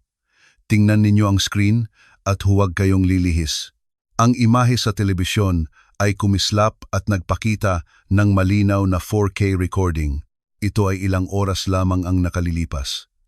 Nakita si Natalia sa kusina na may baso ng alak, tumatawa sa sarili, hawak ang garapon ng mga pampakalma. Ang audio ay pumuno sa sala na may kristal na kalinawan.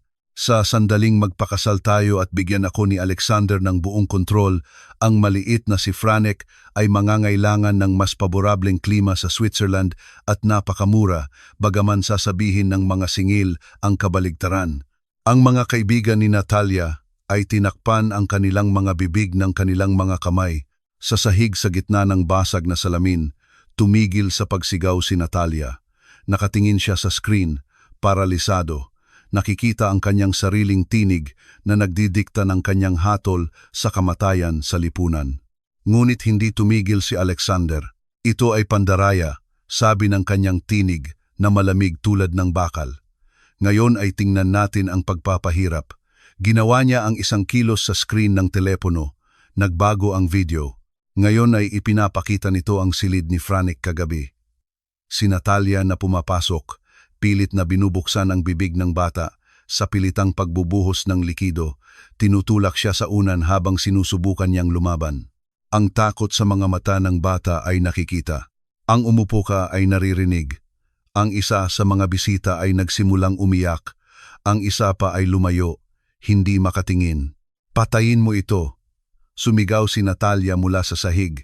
Sinusubukang tumayo, sinasaktan ang kanyang mga kamay ng mga kristal.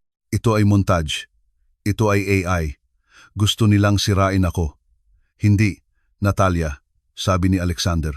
Lumalapit sa kanya at tumitingin sa kanya mula sa itaas na parang isang nakakabahalang insekto. Sinira mo ang iyong sarili at mayroon akong huling sorpresang para sa iyo. Tumango si Alexander sa direksyon ng pangunahing pinto. Ang mga asul at pulang ilaw ng police car ay nagsimulang kumislap sa mga basag na bintana ng sala. Hindi siya tumawag ng pribadong seguridad, tumawag siya ng autoridad. Tapos na ang laro, sabi ni Alexander. Ania, dalhin mo si Franek. Pumunta tayo sa hardin. Ayokong makita ng aking anak kung paano nila dinadala ang basura. Ang tunog ng mga sirena ay biglang tumigil sa harap ng pangunahing pasukan, napalitan ng tuyo na kalabog ng mga pinto ng sasakyan at mga naguutos na tinig na kumalansing sa labas. Sa loob ng sala, ang higanting screen ng telebisyon ay patuloy na nagpapakita ng horror sa isang loop.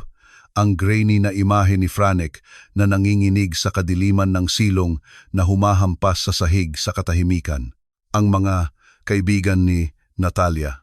Ang mga babae na ilang minuto lang ang nakalilipas ay may hawak na mga basong kristal at nagsasalita tungkol sa mga paglalakbay sa Paris. Ngayon ay umurong sa mga dingding, tinatakpan ang kanilang mga bibig. tumitingin sa kanilang host na parang peste. Ang social mask ni Natalia ay ganap na naghiwalay, nakahiga sa sahig, napapalibutan ng basag na salamin na may malabong makeup at punit na damit. Hindi na siya mukhang reyna ng elite. Mukha siyang kung sino talaga siya, isang osang kriminal. Musika. 2 unipormadong pulis ang pumasok sa sala na may mga baril sa kamay, nakatutok sa sahig, ngunit handang kumilos. Sa likuran nila, pumasok ang isang sibilyan na may badge sa kanyang sinturon at isang hukay na ekspresyon, Komandante Ribash. Lumakad si Alexander pasulong, itinaas ang kanyang mga nakabukas na kamay para ipakita na hindi siya panganib, bagaman ang kanyang damit ay natatapalan pa rin ng kanyang sariling dugo at dumi mula sa silong. Ako si Alexander Zawadzki, may-ari ng bahay. Sabi niya na may matatag na tinig, kinokontrol ang adrenaline na nagtutulak sa kanya na sirain ang lahat. Ako ang tumawag, musika. Sinuri ng Komandante Ribash ang silid sa isang segundo, basag na salamin, babae sa sahig, mga natatakot na bisita at higit sa lahat, ang kasambahay na pinoprotektahan ang bata sa sofa. Ang kanyang tingin ay sa wakas ay tumigil sa screen ng telebisyon. Ano iyon? Tanong ni Ribash. Itinuturo ang video. Musika, ebidensya. Sagot ni Alexander. Itinuturo si Natalia. Iligal na pagkakakulong ng menor de edad. Pinagsama-samang pisikal na pang-aabuso, pandararaya sa pananalapi at pagbibigay ng mga kontroladong substansya ng walang reseta ng doktor. Sinubukan ni Natalia na tumayo, na umaasa sa basag na mesa na may mga kamay na kumakaskas sa mga mababaw na sugat. Ang kanyang narcissistic survival instinct ay na-activate na may desperadong lakas. Ginoo Komandante, salamat sa Diyos at dumating kayo. Sumigaw siya. Itinuturo si Alexander gamit ang nanginginig na daliri. Ang taong ito ay baliw. Inatake niya ako. Tingnan mo kung paano niya ako iniwan. Ito ay montage. Ang video na ito ay peke. Ito ay isang computer trick. Gusto niyang kunin ang aking pera. Ako si Natalia Simanska. Ang aming pamilya ay nagmamay-ari ng mga kumpanya ng konstruksyon sa Hilaga. Hindi ninyo alam kung sino ang kinakalaban ninyo. Tumingin ang komandante kay Alexander. Hindi nagsalita si Alexander. Kinuha lamang niya ang kanyang bulsa mula sa kanyang dibdib at kinuha ang laboratory report na natanggap niya sa kanyang telepono. Ngayon ay nakaprint sa isang piraso ng papel na kinuha niya mula sa kanyang tanggapan bago bumaba. Ibinigay niya ito sa opisyal. Ang ulat sa toxicology mula ngayong umaga, sabi ni Alexander na may lamig. Ang aking 6 na taong gulang na anak ay may sapat na mga pampakalma sa kanyang dugo para pabagsakin ang isang kabayo, clinophenol at diepam. Musika, mga bakas ng cumulative poison. Kung hahanapin nila sa bag ng babaeng ito o sa bulsa ng kanyang damit, mahahanap nila ang susi sa silong kung saan niya siya ikinulong 10 minuto ang nakalipas. At kung hahanapin nila ang banyo ng mga bisita, mahahanap nila ang mga garapon na walang etiketa. Binasa ni Ribash ang papel. Nagkuyom ang kanyang mga kilay. Sumulyap siya kay Franek na mahigpit pa ring nakayakap kay Ania, maputla at may mga bilog sa ilalim ng kanyang mga mata. Pagkatapos ay tumingin siya kay Natalia. Ang pagdududa ay nawala sa kanyang mga mata. Gumawa siya ng tuyo na kilos sa kanyang mga tao. Musika, ikulong siya. Sumigaw si Natalia nang kumuha ng isa sa mga opisyal ng kanyang braso at itinaas siya mula sa lupa nang walang anumang kahinahunan. Ang metalikong klik ng mga posas na nagsasara sa kanyang mga pulso ay kumalansing sa tahimik na sala na parang hampas ng martilyo ng katarungan. Bitawan mo ako, bastardo! Sumigaw si Natalia, sumisipa. Tatawag ako sa aking abogado. Sisirain ko ang inyong mga karera. Alexander, tumigil ka na. Ako ang ina ng iyong anak. Hindi ka ina ng kahit sino, sabi ni Alexander, lumalapit sa kanya hanggang sa tumayo siya ng ilang pulgada mula sa kanyang mukha. Ang kanyang tinig ay mababa, nakakatakot. Ikaw ay isang parasitiko At ipinapangako ko sa iyo, Natalia, nagagastusin ko ang huling sentimo ng aking kayamanan upang matiyak na gugulin mo ang natitirang bahagi ng iyong kabataan sa isang 3-sa-3 selda. Walang luho, walang kaibigan, walang pagtakas. Naghanap si Natalia ng suporta mula sa kanyang mga kaibigan, ang kanyang mga kaibigan sa puso. Tulungan mo ako, nagmamakaawa siya sa kanila. Sabihin ninyo, musika ang isang bagay. Nakita nila kung paano siya inatake ng blonde na may alahas, yung dati tumatawa sa pasyente, lumihis ng tingin at kumuha ng telepono. Hindi para tumawag ng abogado, kundi para i-record ang pag-aresto. Huwag mo kaming isama diyan, Natalia. Sabi niya nang may pagkutya, droga at pang-aabuso sa bata. Masyado nang mababa iyan kahit para sa iyo. Nagdudulot ka sa amin ng pagkasuklam. Ang huling pagtataksil ay sumira kay Natalia. Nagsimula siyang sumigaw tungkol sa Belgium, nagmumura sa lahat, naglalantad ng kanyang tunay, nakakalason na kalikasan, habang ang mga opisyal ay humihila sa kanya palabas. Dumaan siya sa sofa kung saan naroon si Franek. Musika. Ang bata na nagtatago ng kanyang mukha ay lumingon para tingnan siya. Sa pagkakataong ito sa kanyang mga mata ay walang takot, kundi isang tahimik na pag-usisa. Nakita niya ang nakagapos na bruha, musika, nakita niya na wala na siyang kapangyarihan. Kasalanan mo, ikaw na isinumpa na lampa, isinumpa ni Natalia patungo sa bata habang hinahatak siya palabas. Sana mamatay ka sa silong na iyon. Itinulak ng Komandante Raibas si Natalia nang may lakas patungo sa labasan, pinutol ang kanyang mga sigaw. Dalhin mo siya at tawagin ang investigative unit para idokumento ang silong. Gusto ko ng mga larawan ng bawat sulok. Nakita ni Alexander kung paano inalis ang babae na halos sumira sa kanyang buhay. Hindi siya nakaramdam ng awa, hindi siya nakaramdam ng pag-ibig, tanging isang malaking kawalan na mabilis na napuno ng masakit na ginhawa. Lumingon siya sa mga bisita na nakatayo pa rin na parang mga poste ng asin. Lumabas kayo sa bahay ko. Utos ni Alexander, itinuturo ang basag na pinto. At kung makita ko ang isa sa mga larawang ito sa social media, hahabulin kayo ng mga abogado ko para sa pagiging kasabwat. Alam ninyo kung ano ang nangyayari at tumatawa kayo. Lumabas kayo. Nagtakbuhan ang mga babae sa pagmamadali, natitisod sa kanilang mga takong, tumatakas mula sa lugar ng krimen na parang mga daga na umaalis sa barko. Ang sala ay biglang naging walang laman. Maliban sa 2 opisyal na nagbabantay sa pasukan, Alexander, Ania at Franek.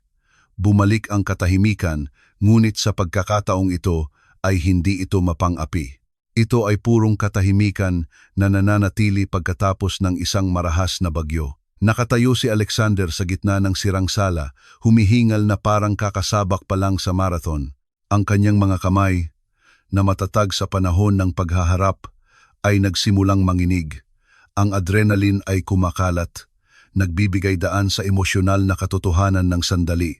Sumulyap siya sa kanyang mga duguan na buko pagkatapos ay sa screen ng telebisyon na ngayon ay maitim na at sa wakas ay lumingon sa sofa. Si Ania ay naroon pa rin, lumuhod sa Persian carpet na puno ng mga kristal na may mga braso sa paligid ni Franek. Nanginginig ang kasambahay. Ngayon na ang direktang panganib ay lumipas, ang pagkabigla ay lumulubog.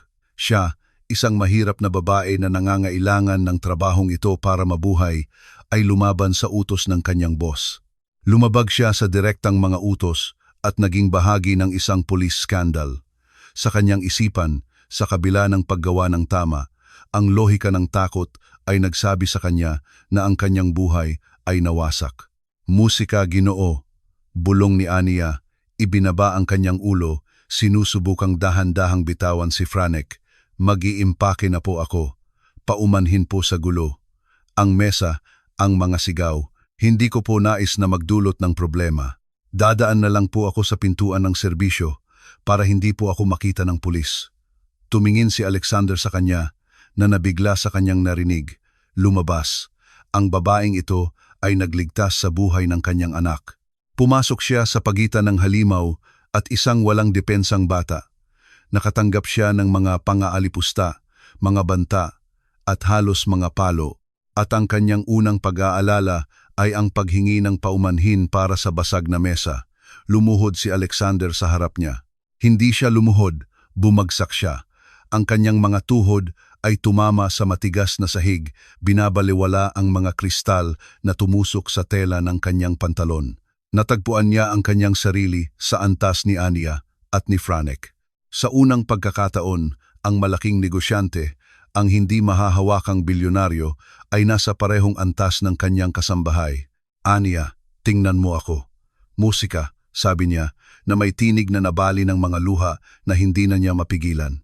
Itinaas niya ang kanyang tingin.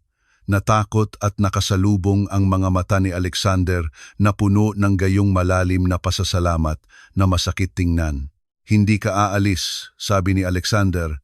Kinuha ang kanyang mga kamay, ang mga magaspang na kamay na iyon mula sa trabaho na nasa dilaw pa rin na guwantes na goma, nakakatawa at bayani sa parehong oras. Nailigtas mo ang aking anak. Musika.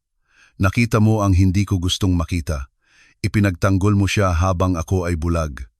Kung mayroon man na kailangang humingi ng tawad, ako iyon. Binitawan ni Alexander ang kanyang mga kamay at tumingin kay Franek. Pinagmamasdan siya ng kanyang anak na may bagong intensity. Wala na ang ulap ng gamot sa kanyang mga mata, may pagkilala, may tahimik na paghatol. Franek, inabot ni Alexander ang kanyang kamay, natatakot sa pagtanggi. Musika. May karapatan siyang tumanggi. Hinayaan niya ang babaeng ito na pumasok sa kanilang buhay. Patawarin mo ako, Master. Bobo si tatay. Hindi ka pinrotektahan ni tatay. Ngunit sumusumpa ako sa alaala ng iyong ina na hindi ka na muli sasaktan ng sinuman. Kailanman ay hindi ka na matatakot sa sarili mong tahanan. Tumingin si Franek sa kamay ng kanyang ama, pagkatapos ay kay Ania. Ngumiti siya sa kanya sa gitna ng mga luha at bahagyang tumango, nagbibigay sa kanya ng pahintulot, nagbibigay sa kanya ng seguridad. At pagkatapos ay nangyari ito. Musika. Nagpalaya si Franek mula sa yakap ni Ania. Hindi siya gumapang, tumayo siya sa mga unan, bahagyang umuuga dahil sa kahinaan ng kanyang mga manhid na binti, ngunit nananatiling tuwid, humakbang patungo kay Alexander. Pagkatapos ay isa pa. Tatay, sinigaw ni Franek na may malinaw na tinig. Sumugod ang bata at sinalo siya sa hangin, niyakap siya ng may desperadong lakas. Isinawsaw ang kanyang mukha sa maliit na leeg ng kanyang anak, umiiyak tulad ng isang bata. Naramdaman niya ang maliliit na braso ni Franek na nakapulupot sa kanyang leeg, humihigpit, nagpapagaan. Hindi ito yakap ng isang may sakit na bata, ito ay yakap ng isang nakaligtas. Nandito ka? Nandito ka? Paulit-ulit na sabi ni Alexander habang niyayakap siya. Musika. Pinanood ni Ania ang eksena. Nararamdaman na siya ay isang intruso sa intimate na sandaling ito, ngunit hindi makagalaw. Nararamdaman niyang pagod, walang laman, ngunit kasabay nito ay puno ng kakaibang init. Dahan-dahan niyang tinanggal ang dilaw na guwantes na goma, iniwan ang mga ito sa basag na mesa. Sila ay simbolo ng kanyang nakaraang buhay, ng kanyang pagsuko. Itinaas ni Alexander ang kanyang paningin mula kay Franek sa kanyang mga bisig at tumingin kay Ania. Ania, sabi niya, pinupunasan ang kanyang mga luha gamit ang likod ng kanyang kamay. Bukas ng umaga ay ipapagawa ko sa aking mga abogado ang isang bagong kontrata. Hindi ka na maglilinis ng sahig. Musika, hindi ka na magsuot ng uniforme. Gusto kong ikaw ang maging legal na tagapag-alaga ni Franek. Gusto kong manirahan ka dito, kasama namin, bilang bahagi ng pamilya. Gusto kong lumaki siya, kasama ang tanging tao na naglakas loob na mahalin siya noong wala ng iba. Ginoo, wala po akong grado. Hindi ko po alam kung paano maging tagapag-alaga. Napautal siya, nalulula. Tinuruan mo siyang tumawa, sabi ni Alexander. Tumayo na may si Franek sa kanyang mga bisig. Iyon ay higit pa sa anumang unibersidad ang maituturo. Pakiusap, huwag mo kaming iwan. Kailangan ka namin. Hinila ni Franek mula sa mga bisig ng kanyang ama ang kamay patungo kay Anya na may mga nakabukang daliri, inaanyayahan siya. Anya, sabi ng bata. Muling napaiyak si Anya, ngunit sa pagkakataong ito ay hindi luha ng takot. Tumango siya, hindi makapagsalita at hinawakan ang maliit na kamay ni Franek. Ang tatlo ay bumuo ng isang bilog sa gitna ng pagkawasak ng sala. Ang puso ng sangkatauhan na napapalibutan ng mga guho. Sa labas, madilim ang gabi, ngunit sa loob, sa unang pagkakataon sa loob ng maraming taon, naramdaman na sumisikat ang araw. Ang bangungot ni Natalia ay natapos, ngunit ang tunay na pagpapagaling ay nagsisimula pa lamang. Tumitig si Alexander sa kanyang anak at sa babae na nagligtas sa kanya. Alam niya na bagaman nawala niya ang kanyang nobya at ang kanyang reputasyon sa lipunan, sa gitna ng mga peking kaibigan na ito, nakakuha siya ng isang bagay na hindi masukat ang halaga, isang pangalawang pagkakataon para maging isang ama. Matulog na tayo, sabi ni Alexander ng mahina. Ngunit hindi dito. Musika. Pupunta tayo sa hotel. Kailangang linisin ang bahay na ito mula sa masasamang alaala. Lumabas sila tatlo sa pangunahing pinto.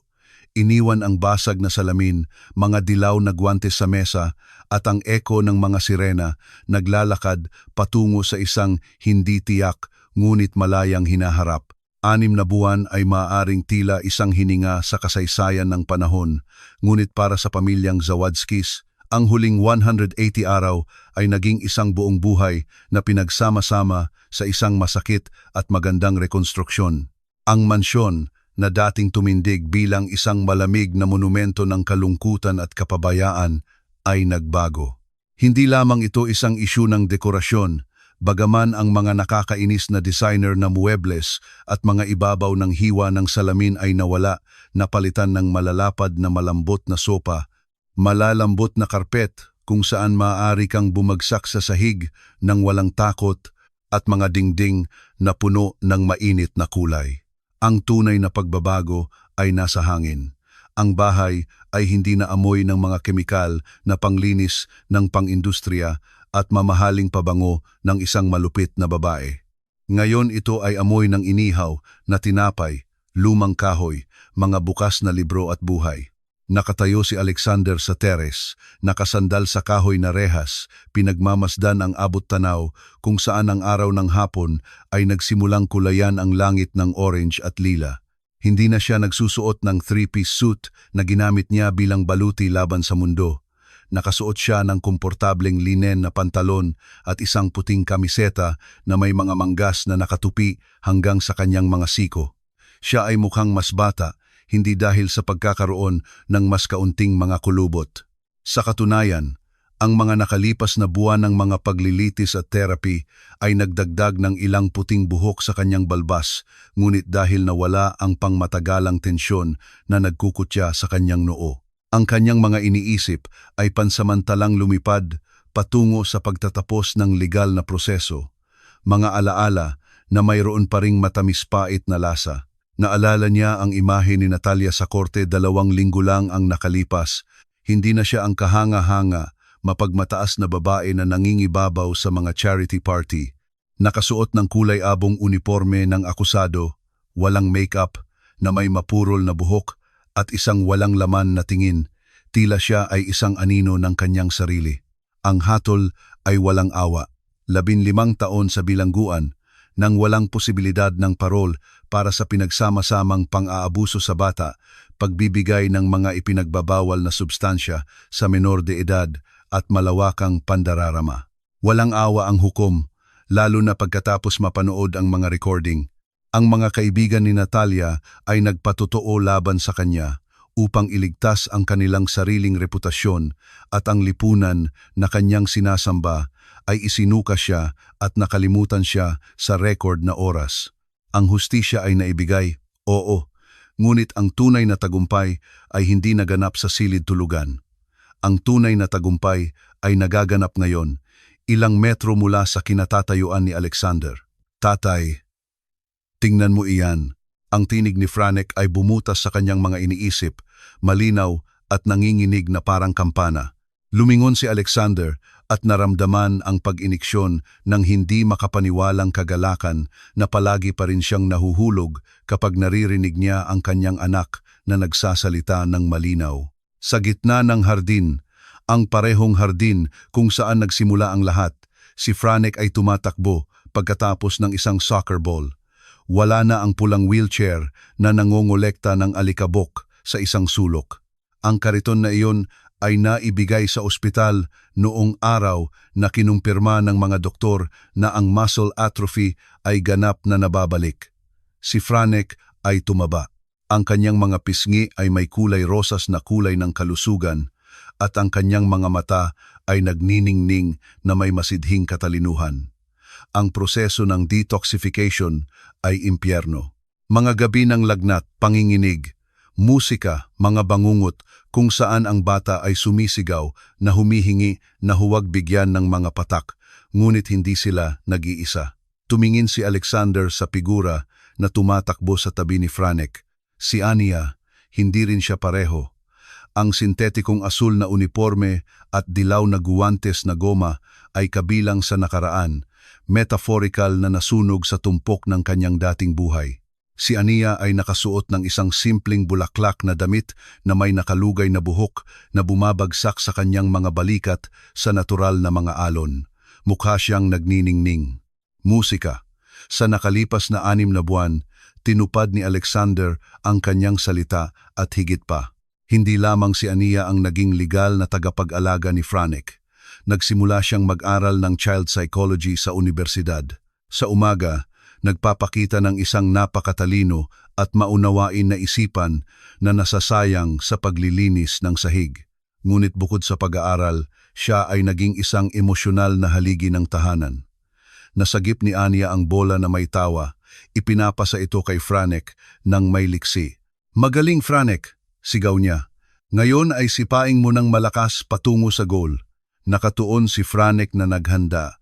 Bahagyang inilabas ang kanyang dila sa isang kaakit-akit na kilos ng pagsisikap at sinipa ang bola ng buong lakas patungo sa isang improvised na goal sa pagitan ng 2 puno. "Goal!" sigaw ng bata. Itinaas ang kanyang mga kamay sa langit, ginagaya ang mga pagdiriwang na nakita niya sa telebisyon kasama ang kanyang ama tuwing linggo. Bumaba si Alexander sa mga hakbang ng terrace at naglakad patungo sa kanila, nararamdaman ang sariwang damo sa ilalim ng kanyang mga hubad na paa. Nakita na papalapit siya. Tumakbo si Franek patungo sa kanya at yumakap sa kanyang mga binti. Itinaas siya ni Alexander sa hangin ng walang hirap. Iniikot siya habang ang bata ay tumatawa ng malakas. Musika, ang pagtawa na yon. Ang parehong pagtawa na 6 na buwan na ang nakalilipas ay nagligtas ng buhay at nagdala ng pag-asa. "Ikaw ang kampiyon, Franek," sabi ni Alexander, hinahalikan ang kanyang pawis na noo ng kanyang anak. Sabi ng coach, "Ikaw ang pinakamabilis sa koponan." "Iyon ay dahil tinuturuan ako ni Ania," sabi ni Franek na may buong seryoso. Itinuturo siya, mabilis siyang tumakbo. Sabi niya natuto siyang tumakbo para hindi siya mahuli sa bus. Tumingin si Alexander kay Ania at nagpalitan sila ng isang nagkakaunawaan ng ngiti, isang tingin na puno ng intimacy na dahan-dahang lumaki araw-araw sa pagitan ng mga kape sa umaga, mga takdang aralin sa paaralan, at mahabang pag-uusap sa gabi pagkatapos matulog ni Franek. Musika. Hindi ito isang instant na pelikulang pag-iibigan. Ito ay isang bagay na mas malalim. Isang konstruksyon na nakabatay sa kapwa paggalang at pinagsamang pasasalamat. Kailangang matutunan ni Alexander na patawarin ang kanyang sarili para sa kanyang dating pagkabulag at kailangang matutunan ni Ania na magtiwala na hindi lahat ng tao na may kapangyarihan ay tulad ng mga nagpahiya sa kanya sa nakaraan. "Sa tingin ko, maraming nakatagong talento si Ania," sabi ni Alexander. Ibinababa si Franek sa lupa. "Bakit hindi ka pumunta at kumuha ng tubig sa kusina, Master? Kailangan nating kausapin ni Ania ng 1 minuto." Tiningnan sila ni Franek pareho na may binibigyan diin na intuition na mayroon ang mga bata na nagdusa. Ngumiti siya ng mapaghamon, na parang alam na alam niya kung ano ang nangyayari at tumakbo patungo sa bahay. Sumisigaw, "Magdadala ako ng lemonade para sa lahat." Ang katahimikan na natira sa hardin, musika, hindi komportable, ngunit puno ng kuryente. Ang araw ay lumulubog. Nililigo si Ania sa ginintuang liwanag na nagpapaganda sa kanya na parang isang anghel sa lupa. Nag-cruise siya ng kanyang mga braso, bahagyang nababalisa, nililihis ang kanyang tingin sa mga bulaklak na siya mismo ang naglipat. Tumawag ang abogado ngayon, sabi ni Alexander, binasag ang katahimikan, lumalapit sa kanya ng isang hakbang. Oo. Itinaas ni Ania ang kanyang tingin ng may pag-aalala. Musika. Nagkaroon ba ng masama sa pag-aalaga? Nag-file si Natalia ng apela. Umiling si Alexander ng bahagya. Sa kabaligtaran, ang buong pag-aalaga ay akin, hindi na mababago, at ang utos ng pagbabawal ay permanente. Ngunit tumawag siya para sa ibang bagay. Mga papeles tungkol sa iyong employment contract. Bahagyang nalungkot ang ekspresyon ni Ania. Ang paksa ng kanyang trabaho ay palaging isang gray area. Nakaramdam siya ng kakaiba sa pagtanggap ng pera para sa pagmamahal kay Franek. Naiintindihan ko. Kung may kailangang ayusin, Ginoo. Ibig sabihin, Alexander, kailangan kong ayusin ang lahat. Ania. Sabi niya, lumalapit pa ng isang hakbang. Ngayon ay sapat na siyang malapit para maramdaman ang kanyang pabango, isang halo ng vanila at kasariwaan na naging paborito niyang amoy. Gusto kong tapusin ang kontrata. Namutla si Ania.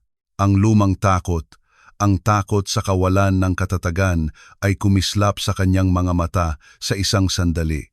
Tapusin, ngunit nagawa ko po ba ang mali? Akala ko po ay nagpo-progress si Franek. Magaling ang kanyang mga grado at sinasabi ng therapist na, Ania, huminto ka.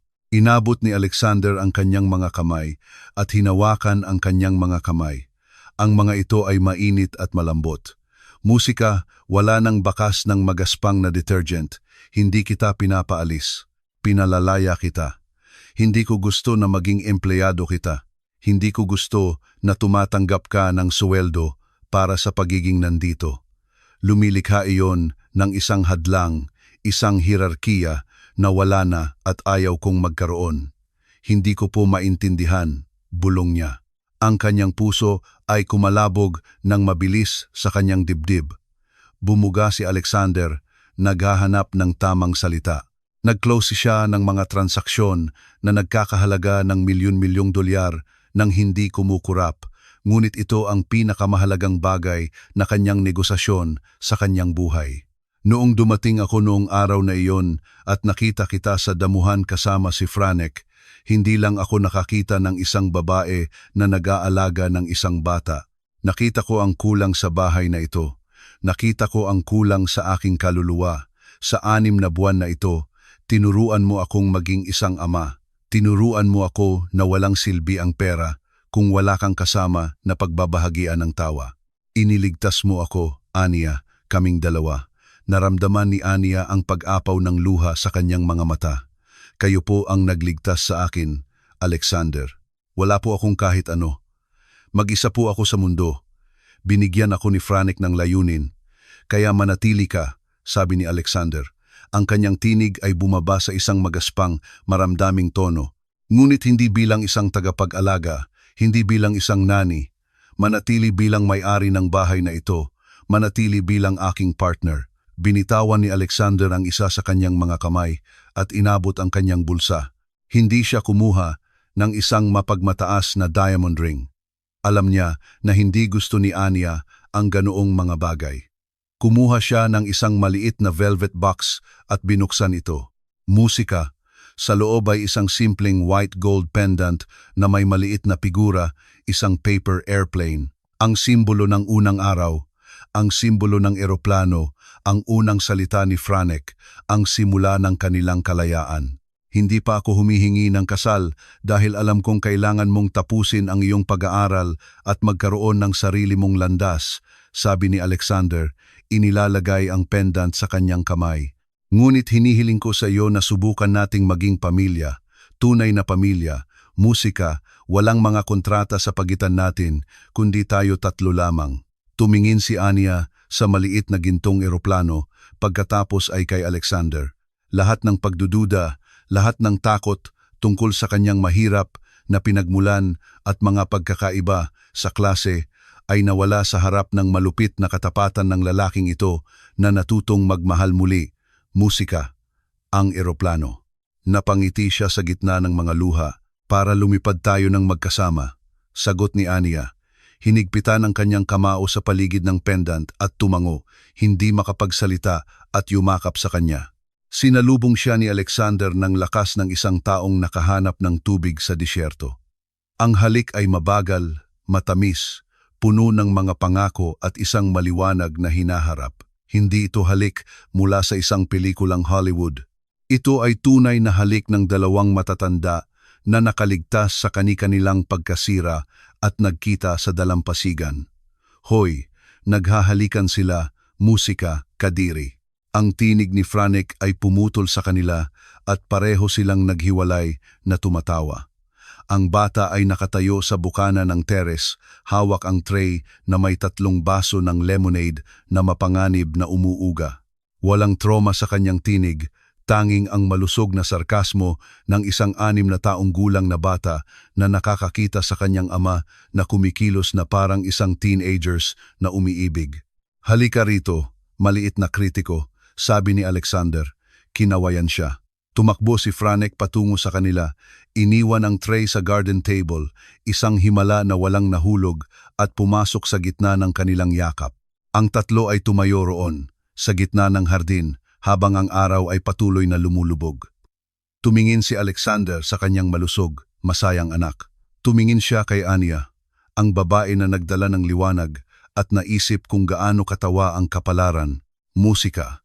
Naglaan siya ng buhay sa paghahanap ng tagumpay sa pananalapi, pagbuo ng mga imperyo, naniniwala na ang kaligayahan ay maaaring bilhin o itayo mula sa mamahaling mga brick. At sa huli, ang kaligayahan ay pumasok sa kanyang buhay sa pamamagitan ng serbisyo sa pintuan na may murang uniforme at dilaw na guwantes na goma, upang turuan siya na ang tunay na yaman ay hindi nakaimbak sa bangko, kundi matatagpuan sa mga simpleng sandali. Ang sikat ng araw sa hapon, ang pagtawa ng isang bata, at ang ganap na katiyakan na anuman ang mangyari, hindi na sila muling magiging mag-isa. Alam mo ba, sabi ni Franek, tumitingin sa langit na nagsisimulang magpakita ng mga unang bituin. Musika. Sa tingin ko bukas ay dapat tayong pumunta sa beach. Hindi pa nakikita ni Anya ang dagat. Tumingin si Alexander kay Anya na nagulat. Totoo iyan. Kinibit niya ang kanyang mga balikat. Namumula. Hindi ako gaanong lumalabas ng lungsod. Siguro palaging ito ay isang malayong pangarap. Ngumiti si Alexander. Isang malawak na tunay na ngiti. Kaya mag-empake ka na ng iyong mga bagahe. Hinaharap na psychologist. Pupunta tayo sa beach bukas. At sa susunod na araw sa mga bundok. Mayroon tayong buong buhay para makahabol. At habang naglalakad sila pabalik sa bahay, kasama ang mga mainit na ilaw na nag-iilaw sa loob, nag-aanyaya sa kanila na pumasok sa bahay na sa wakas ay isang tahanan. Alam ni Alexander na sa pagkakataong ito, ang pagtatapos ng fairy tale ay hindi pa, at sila ay nabuhay ng maligaya. Ito ay, sila ay matapang at tunay na nabuhay. Ang pinto ay nagsara sa likuran nila, iniwan ang kadiliman sa labas, at ang hardin ay bumagsak sa katahimikan, nagbabantay sa lihim kung paano ang isang pares ng dilaw na guwantes na goma ay nagbago magpakailanman sa kapalaran ng 3 kaluluwa, katapusan.